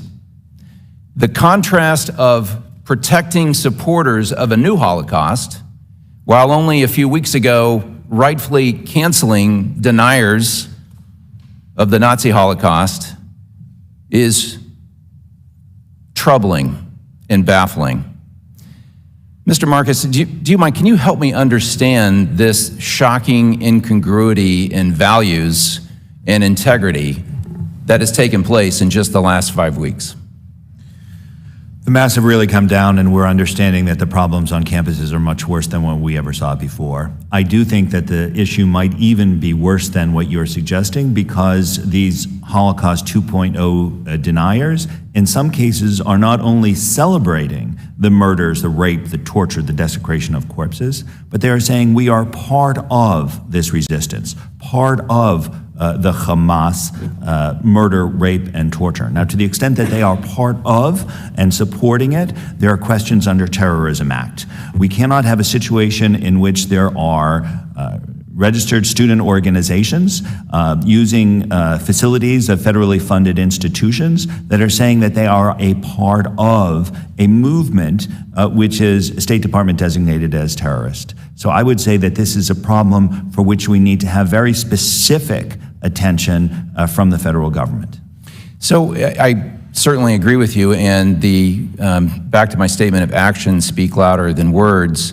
Can you provide any direction on whether federal funds can be removed from universities that continue to be these hotbeds of anti-Semitism, or even taking it another step to remove accreditation from universities that fail to adequately address anti-Semitism on their campus?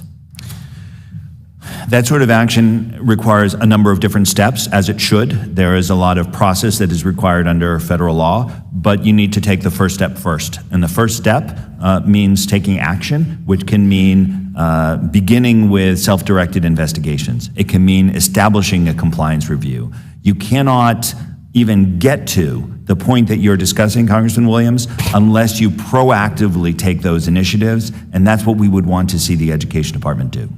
Appreciate your thoughts on that. Ms. Burdett, my alma mater, University of Pennsylvania, they have students that are chanting, these are pro-Hamas protests, chanting, "There's only one solution." Earlier you mentioned that there were standards on bullying. Would you call that bullying? Just a yes or no answer would be helpful. Yes. Thank you. Would you call that hate speech? The entire statement that is around what you have quoted is hate speech, I believe. What I hear from students in my district, Jewish students in my district, is that they're afraid to go to classes. That's unacceptable. For these Hamas protests, would you call them inclusive? I'm sorry, I don't understand the question. The protesters that line up to espouse pro-Hamas sentiments, would you, and you're an expert in DEI, would you call that inclusive? Well, I'm an expert in anti-Semitism, but the defense of terror and massacres and hate violence is unacceptable. Thank you. I yield back. Thank you. I would now like to recognize Ms. Macbeth. Well, thank you so much, Chairman Owens and Ranking Member Scott, and also thank you to your staff and to our witnesses for being here with us today and making this hearing possible. And Ms. Burdett, once again, thank you so much for your witness and testimony. I heard your testimony last week in another committee. Acts or expression of hatred, racism, and anti-Semitism have no legitimate place in our society or on a college campus. And I'm glad to see that the Higher Education Subcommittee today coming together for this important discussion. Students will tell you that they are feeling unsafe, as we have heard today. And in volumes, we have heard this. And we have a responsibility to them to do everything that we can to foster communities of understanding, safety, and respect for each other on our college campuses. While the brutal terrorist attacks by Hamas on Israeli civilians on October 7th have incited a recent larger wave of anti-Semitism on campus and elsewhere around the country, this is not an entirely new development. This rise in hate is well documented by groups such as the Anti-Defamation League and is unfortunately becoming more and more normalized. In 2022, ADL documented almost 3,700 separate anti-Semitic incidents throughout the United States in just their yearly audit. This translates to over 10 anti-Semitic incidents a day in 2022, a 36% increase in the amount from the year before, and the highest number recorded since ADL began tracking anti-Semitic incidents in the late 1970s. Something is seriously wrong when in the last 5 annual reports by ADL, 3 of them have reported the highest number of anti-Semitic incidents recorded in the 50-plus years that this data has been collected. My community in Metro Atlanta, I represent Georgia, is no stranger to these incidents. It should never be considered normal, but it occurs far too often. A few years ago, I myself participated in a joint press conference with interfaith leaders in my community, local law enforcement, the ADL, and the Council General of Israel to the southeast to condemn anti-Semitic vandalism that was happening in our neighborhoods. And just over 2 weeks ago, anti-Semitic messages were displayed on an overpass above I-75 in my county, Cobb County, a home to one of the largest Jewish communities in the Deep South. And I am pleased that the Biden administration is responding with their release of the National Strategy to Counter Antisemitism earlier this year. And as you stated in your testimony, and I quote, "The strategy's launch in May of 2023 was the most ambitious, far-reaching action in U.S. history. Also historic is the coming together, both from within and outside of the Jewish community, a kind of civic unity and resolve to tackle anti-Semitism through concrete, coordinated action to stop the spread and the normalization of anti-Semitism." And that is your quote, Ms. Burdett. Ms. Burdett, I wholeheartedly agree with you that this was an important step, and you've been talking about that today over and over again, about the importance of us supporting the Biden administration's actions and strategic action and work that they've done on anti-Semitism. But can you also discuss further, because I apologize, I've had to run in and out to other committees as well, can you discuss further some of the other actions that the federal government can and should be taking in response to these very disturbing rises in anti-Semitism on campuses specifically? So, Congresswoman, the kind of action you described, standing with other faith leaders, that matters. When President George W. Bush called on America not to take out their anger about the tragedy of 9/11 on their Muslim neighbors, people listened. And the Department of Education officials, the president, the vice president, and officials across all of the agencies are talking more to Jewish people. They are listening, they are elevating their stories, and they are standing next to them. Your microphone is, aside from your checkbook, which I've already said is very important, your microphone is an incredible tool. And when people fight about Israel in the public debate, Jews get hurt. And when, as we've heard today, we talk about immigrants as potential invaders who would come here and act like Hamas, hate incidents against people who look like immigrants are going to go up. And that is no comfort to the Jewish community. So words matter and your microphone matters. And thank you for your work. Well, thank you so much in amount of time. And thank you, all of you, for your witness and testimony. Thank you. I'd like now to recognize Mr. Banks. Thank you, Mr. Chairman. Mr. Marcus, you helped draft President Trump's 2019 executive order extending civil rights protections to Jewish students on college campuses. That was 4 years ago. President Biden has since expanded the order combating anti-Semitism. Do you feel that your efforts have been vindicated given what we've seen over the last 6 weeks? Thank you, Congressman Banks. Yes, what was expanded was the notion that Title VI includes Jewish students and should always include Jewish students. That was something that I first announced during the George W. Bush administration in guidance. It was expanded during the Obama administration, and then President Trump further, and now Biden. Yes, that's important. But there was another half. There's another half of that approach, which is to use a definition that will give clarity to what is anti-Semitism. This was also part of the Trump executive order. I would like to see that get equal support from this administration. They say they're following it, but the regulation that's due next month, we've not been hearing about, and I think I would like to hear about it from them. I appreciate that explanation. Specifically, the order empowered the federal government to withhold funding from any college or university that enabled anti-Semitism. And at the time, many Democrats attacked it, right, when President Trump released this important executive order. In fact, my colleague from Washington State, Ms. Jayapal, said, quote, "It will do nothing to protect Jewish students. Instead, it'll usher in a climate of fear for campus activists." But Richard Blumenthal, a senator, went even further, and he said this: "It smacks not only of what happened in the Soviet Union, but also Nazi Germany." Mr. Marcus, do you think President Trump's executive order served to, quote, "usher in a climate of fear for student activists on campuses"? Just the opposite. It's the most important tool we have, and that's why the Biden administration is saying that it is still active policy. And would you say that these kind of comments comparing civil rights protections for Jewish students to Nazi Germany have aged very well for these two Democrats? Without commenting on members of Congress, what I would say is this: support for measures like the executive order on combating anti-Semitism should be bipartisan.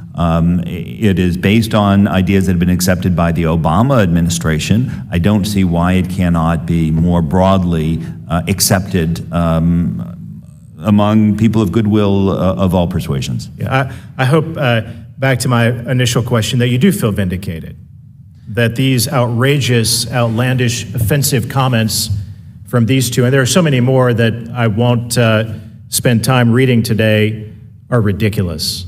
And we appreciate the important work that you did, that President Trump led in his administration, and I just think it's really important. Rabbi, why has the American left abandoned the Jewish people? I mean, this seems to be a change in Democrat versus Republican, right versus left politics over the last several years. A historically powerful political constituency of the left, the Jewish voters in America, they largely feel abandoned by the American left. Why is that? I'm not sure I'm the most qualified person to theorize why. I think it has already been said by some of my colleagues, the themes of the oppressed and so on and so forth, which have dominated, and somehow we have been lumped in, not with the oppressed, but with the oppressors, very unfortunately. I can tell you that it has been incredibly disorienting to the Jewish community to be in this specific place. Thou shalt love the stranger, va'ahavtem et hager. It's a biblical mandate. It's a Jewish value of eminent value. I speak to you as, quote unquote, a stranger. My father was a Holocaust survivor who came to this country. My mother was a Holocaust refugee who came to this country. If we didn't love the stranger in this country, we wouldn't be here. This Jewish community wouldn't be here. None of us, from one end of the table to the other, would be here. We deeply value inclusion. We deeply value caring that nobody in this country, nobody in any university of any specific or any particular identity should feel estranged. And we've been champions of this. and today we feel excluded by it. Like all of you, I wish these issues were bipartisan, but it doesn't feel like it anymore. Combating anti-Semitism, supporting Israel, supporting the Jewish people doesn't feel bipartisan like it used to. With that, I yield back. Thank you. I'd like to recognize Chairperson Dr. Fox. Thank you, Mr. Chairman, and I want to thank our witnesses for being here today to discuss this very, very important issue.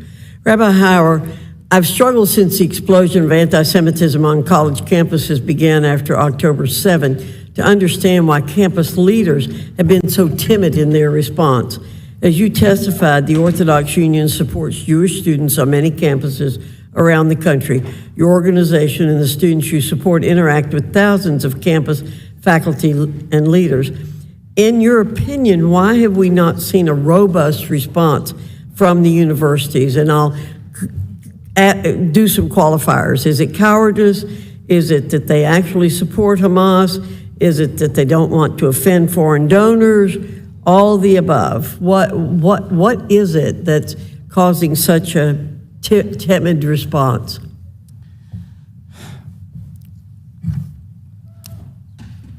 To me, it seems that it's a combination. It's a combination of ignorance and a lack of courage,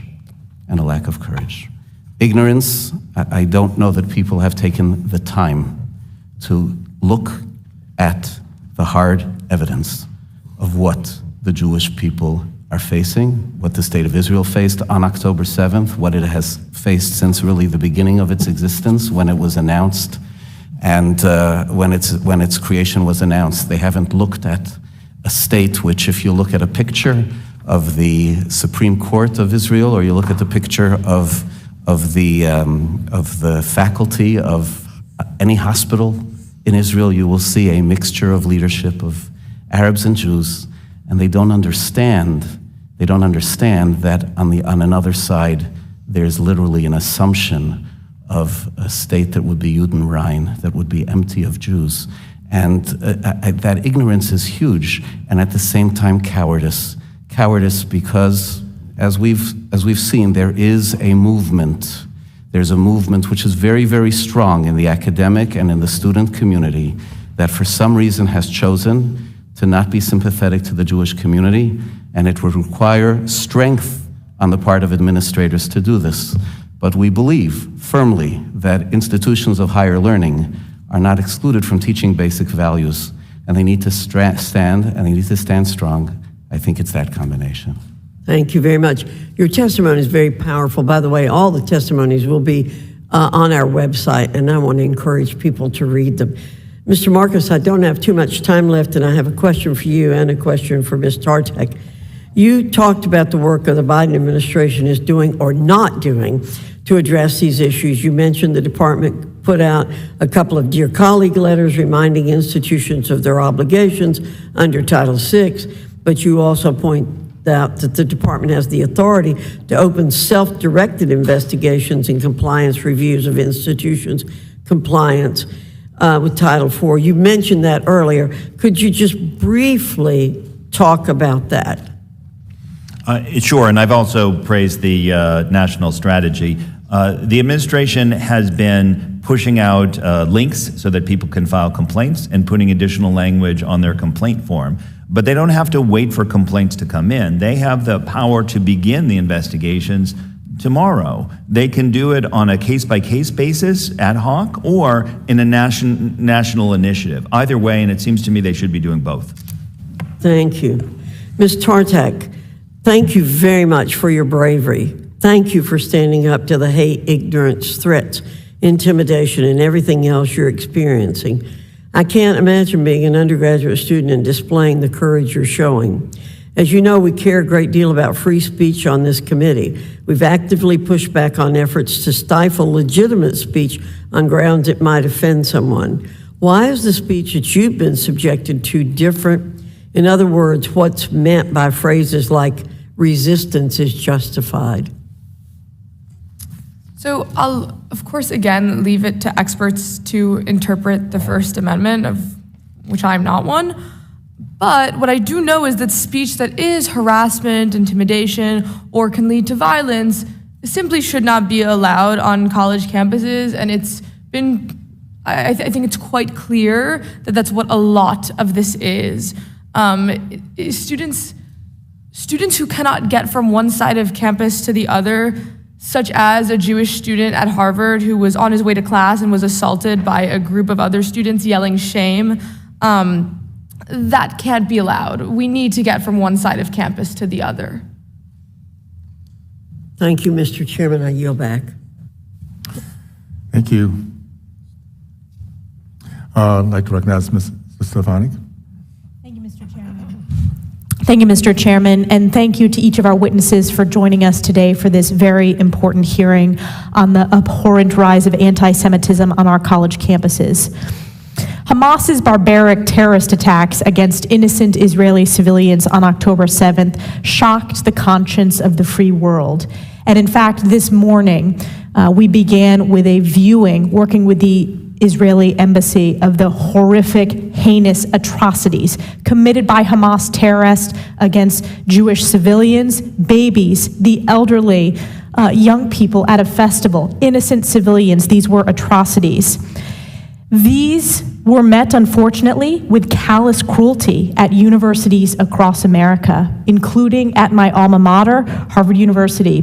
Instead of leading with moral clarity and condemning Hamas's terrorist attacks, university administrators at Harvard and other institutions failed their students through enabling the promulgation of horrific anti-Semitism, which has now evolved into violent attacks against Israeli and Jewish students. As the world watched in horror after October 7th, over 30 radical student organizations at Harvard released a joint statement outrageously claiming that Israel was entirely responsible for the Hamas terrorist attacks carried out against innocent Israeli civilians. Unfortunately, following this statement, Harvard leadership remained silent for 2 days, allowing their silence to create a vacuum that was filled by the voices of repugnant actions of the anti-Semitic student organizations.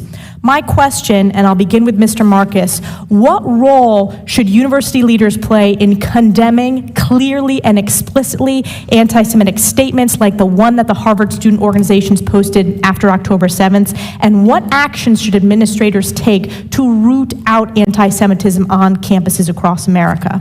At a minimum, they should condemn anti-Jewish harassment with the same vigor as they do other forms of discrimination, and we're not seeing that at Harvard or in other places. But beyond that, when you see 30 student groups who are celebrating atrocities like that, you need to have tough conversations throughout your university about what you are doing to harbor this. At Harvard University, we, on behalf of 3 clients, had found discriminatory conduct which the university agreed was a violation of their own policies, and we're not seeing significant responses to that. When administrators fail to address acknowledged anti-Semitic activity, they should not be surprised when it gets even worse.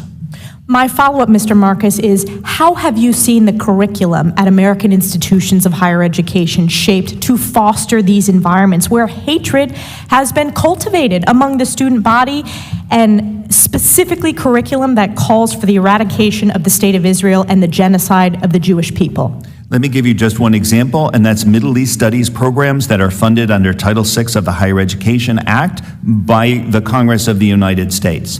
There is now legislation on the books that requires Middle East Studies programs to certify that there will be a balance of perspectives and a diversity of views. And yet, what, if anything, is done to ensure that's happening? I would certainly like to see scoring of the applications. I would like to see some follow-up. I would like to see action when institutions fail to honor the commitments that they are making in writing to the U.S. government.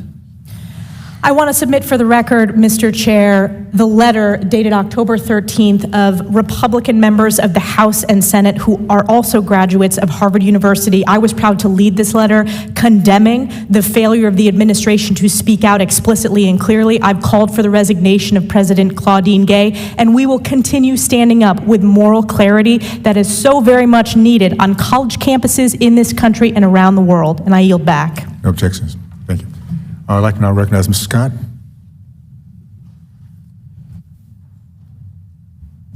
Thank you, Mr. Chairman. Ms. Burnett, has there been a rise in anti-Semitic, racist, and Islamophobic activity in the last 10 years or so? Yes, there has. And what's been do you know, can you attribute it to anything? It's very hard, as many members have tried to do here, to prove a causality.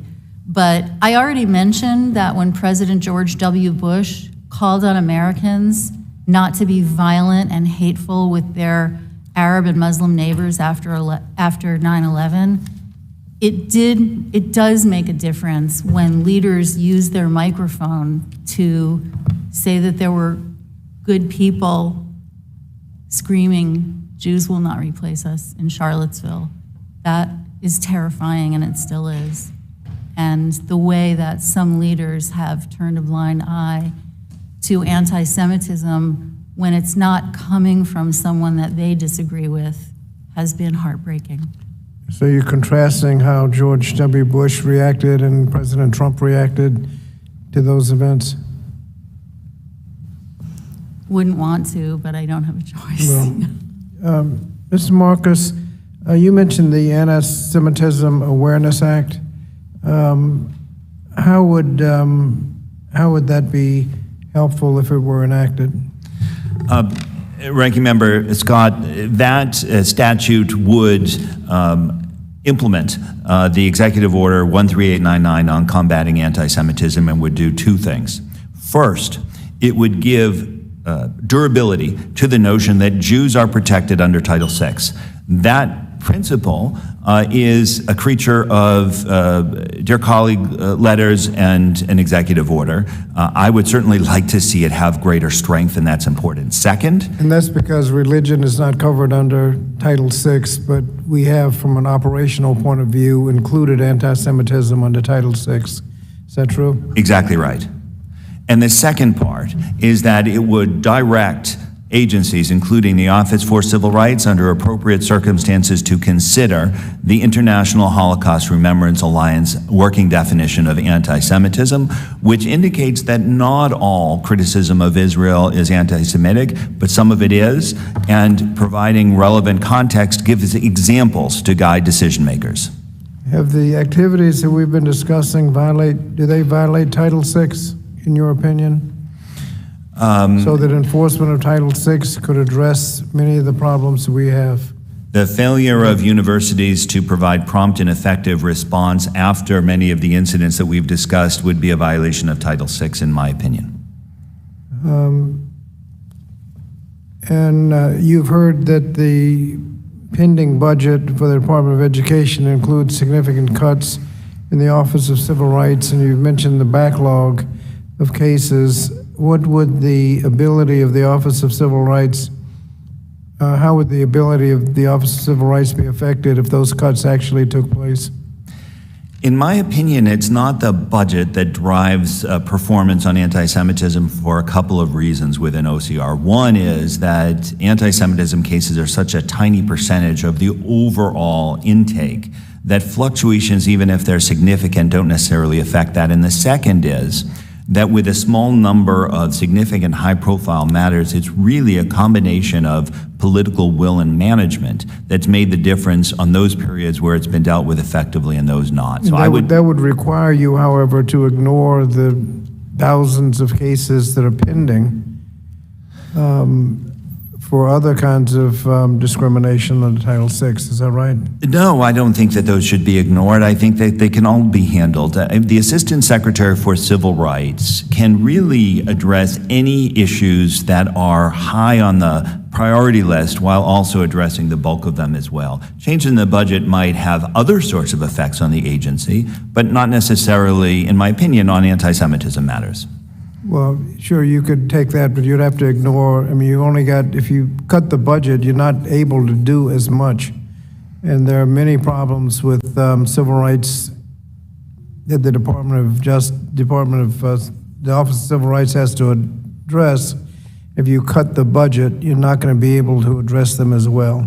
That's just simple arithmetic. And if you're not going to criticize the cut in the enforcement agency, that's going to enforce the problem, that's going to deal with the problem you've complained about, that's not helpful. I yield back. Thank you. I'd like to now recognize Ms. Miller. Thank you, Chairman Owens, for hosting this important hearing. American citizens are horrified to watch foreign nationals who have been allowed into our country on student visas threaten American students based on their religion. No foreign national should ever be allowed to threaten an American citizen on American soil, period. I'm leading a letter to the Department of Justice to ask for an investigation into the funding sources for the organizations coordinating these violent protests. If foreign terrorist organizations or sanctioned foreign nationals are funding and coordinating these violent threats to Jewish students on American campuses, the DOJ must act. If foreign students who are here on student visas threaten American students, their visas need to be revoked immediately. Colleges and universities must suspend foreign nationals who are threatening Jewish students based on their religion, and the DOJ must uphold the responsibility to defend the religious liberty rights of American citizens. And then, Rabbi Hauer, I have a question. This hearing is obviously focused on anti-Semitism on college campuses. However, in your testimony, you do note that anti-Semitism has spread from post-secondary education to middle and high schools. What are you hearing from middle and high school Jewish students around the country? We're hearing just that it has spread. They have begun to experience the general environmental anti-Semitism, which comes from vocal rallies, speaking strongly and sharply pro-Hamas, celebrating those who would destroy their own people. They have experienced as well issues in the classrooms, and they have experienced a whole lot of interpersonal one-on-one bullying via social media and otherwise. There's a difference that happens in those spaces between when the administration reacts promptly and effectively and when it doesn't. That's all the difference. And we, who again have many such students in these environments, when the administration reacts firmly, clearly, and addresses it, it's a whole different story. Of course there's going to be hate expressed in this country, but it festers when we let it. Absolutely. And when the students report the bullying, are the school administrators taking action to protect them? Or sometimes they are, and sometimes they are not. And we, unfortunately, I received from one of our clubs where there was a very, very clear situation of anti-Semitism, and the forms were filed, and the school didn't even classify it as a hate crime. So you have ugly instances like that of blatant failure, and at the same time, you also have wonderful school administrators who are doing the right thing. I think we're in a place and a time where those who are doing the right thing have to be lifted up, and those who are doing the wrong thing need to have consequences. One of the things which we note all the time is that they're the only people who are not experiencing fear right now are those who are making others fearful. There's no fear of consequences, and a discussion about Title VI is a discussion about creating that fear of consequences. Well, absolutely, we need strong leadership from our president making decisive statements against this. And thank you, Chairman. I yield my time back to you. Thank you so much. I'd like to now recognize Mr. Kiley. Thank you, Mr. Chair. Thank you, Mr. Marcus, and everyone else for your testimony. We had a discussion last week about steps that the Department of Education Office of Civil Rights could take, and myself and the chair of this committee, Representative Owens, have incorporated your suggestions in a letter we've sent to the Assistant Secretary, as well as Secretary Cardona, and so we'll certainly keep you apprised on the response we get, and any further suggestions you have would be much appreciated. Thank you. I did want to take a moment to respond to a member of this committee who earlier tried to explain away his vote against a resolution condemning anti-Semitism. Apparently, he had quibbles with a couple of factual details in two of the numerous examples listed in the resolution and the many countless examples across the country. How you could use that as a pretext not to take a strong stand against anti-Semitism right now is really beyond comprehension for me. But I did want to just make clear that this is a very small fringe minority view in this House of Representatives. That resolution, which I worked on with Chair Owens, passed overwhelmingly with over 99% of the Republican conference and over 90% of the Democrat conference. So that fringe group of 20 or so people, they don't represent their own party, they don't represent the House of Representatives, they don't represent the United States government, which has been unified on a strong bipartisan basis in supporting Israel and fighting against anti-Semitism. But those 20 or so do, in a meaningful way, seem to represent much of American academia when you look at what's going on at universities in this country right now. And as the testimony has made clear, this has been going on for some time, and I'll give you one very clear example of just how pervasive it is. A few years ago, in California, there was a piece of legislation passed in the legislature that asked a group to come up with, or the State Board of Education, to come up with a model ethnic studies curriculum. So the State Board of Education appointed a commission of faculty members from across the state, and they went about their work and came up with a curriculum that was universally condemned on both sides of the aisle for being overtly anti-Semitic. The California Legislative Jewish Caucus said it used anti-Semitic tropes, that it denigrated Jews, and that it, quote, echoed the propaganda of the Nazi regime. Even Gavin Newsom, the governor of our state, said it was offensive in so many ways and would never see the light of day. And then in the aftermath of October 7th, we've seen all too many student groups, and in some cases, faculty, have used this moment to push forward their agenda of hatred towards Israel and of anti-Semitic rhetoric and even the targeting of Jewish students. And so, we watched we had a classified briefing this morning, members of the House watching raw footage of the horror of that day. And, I think we have to be very careful anytime we draw historical parallels. But when you study the events of the 20s and 30s, in Germany, it's hard to understand how so many, even leading intellectuals of the day responded with indifference or in some places complicity.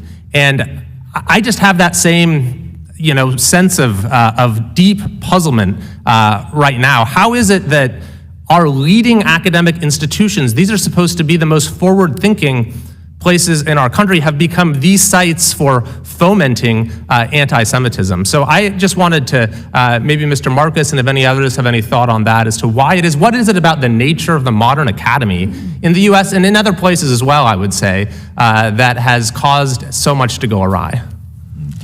I'm glad you're mentioning ethnic studies because that is an important part of the puzzle of how things are getting so bad, and it is driven by higher education, but is having an impact on K-12. Studying ethnicities is not inherently bad. It can be done well, but unfortunately, the contemporary field of ethnic studies, especially liberated ethnic studies, has become both politically extreme and also anti-Zionist and anti-Semitic. We've had to file a case together with the American Jewish Committee, Anti-Defamation League, and Stand With Us against one school district in California that has extreme problems, but there are problems in many districts throughout California, and now they're coming east as well. To the extent that you have a curriculum that creates stereotyped, antithetical views of the Jewish people, it should not be surprising that students become miseducated and that the problems become worse. Can I add for the last 10 seconds that I think part of the issue of academia is that it's super partisan. So there is, of course, not just politically, but just intellectually. So there's this X, Y, or Z belief that we have one side and there's another side. And right now, because there's supposed to be this wholesale embrace of so-called oppressed groups, that also includes an embrace of Hamas, which is why it's easier for them to condemn white supremacist attacks against Jews and harder for them to condemn Islamist attacks against Jews.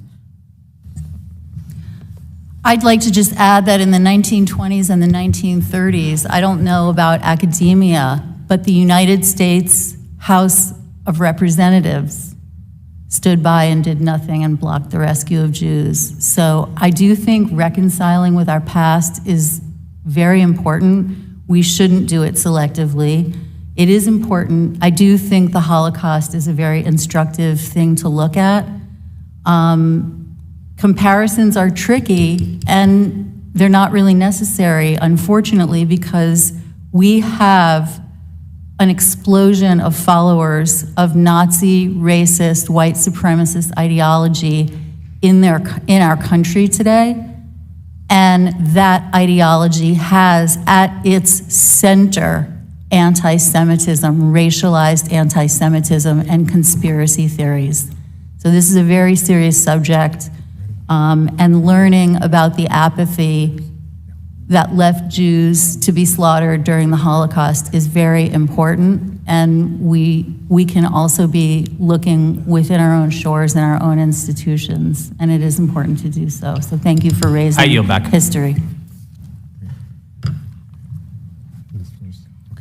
I'd like to recognize Mrs. Scott for his closing statement. Thank you, Mr. Chairman. I appreciate all of the witness testimony. All students have a right to attend colleges and universities and be free from discrimination and harassment. And this right is enforced by Title VI, the Office of Civil Rights. The witnesses have exposed the reality that many students, in fact, do not feel safe. This is not new and not just limited to one group of students. So I look forward to working with you, Mr. Chairman, as we address the problem, starting with avoiding cuts in the Office of Civil Rights. Thank you. Thank you, Mr. Scott. Without objections, I enter into the record a statement from the Morse Life Holocaust Learning Experience, highlighting the actions of the state of Florida has taken to require the teaching of the Holocaust within Florida schools. And I'll just go ahead and give my closing statements. I want to first of all say that we asked the question, how could this happen? And it's another deeper conversation, but it's called the Marxification of education. We have, over the last few decades, have within our system Marxists who divide us versus bring us together, and we have to recognize that and teach our kids what that looks like. That being said, I want to thank each and every one of you. This is so timely, so informative, and particularly Ms. Tartak, thank you. It's very exciting to see our young people standing up and doing the right things. I watched this myself as a 12-year-old in the 60s, grew up in the days of KKK, Jim Crow, and segregation. It was the college kids that came and sat at these counters, college kids that actually demonstrated in front of movie theaters because they knew what the American dream was, and they were willing to stand up and articulate that, so I appreciate that. This is very personal to me because I've lived it. I grew up in the 60s. I was the third Black American to have a football scholarship at the University of Miami. So I know what it is to walk into a room and feel hate, try to walk into a movie theater, or be characterized and judge my intelligence or my character based on my skin color. And we've come so far from that point, we should never, ever look at being turned back. At the age of 18 years old, I saw firsthand my first experience with anti-Semitism. It was shocking for a young man who'd never been around white people. I thought all white people accepted each other. It was just amazing to see that. To see here 60 years later what's happening across our country, the evil that happened on October 7th, and for us not to automatically, instinctively stand up against it says a lot about where we are. Because hate is taught. It's not in our DNA. And I say that because I grew up in a time where even dating a different color was not looked upon as being a positive thing. Where we are 60 years later, my family, 6 kids, we represent Black, white, Hispanic, American, Indian, and Trinidadian.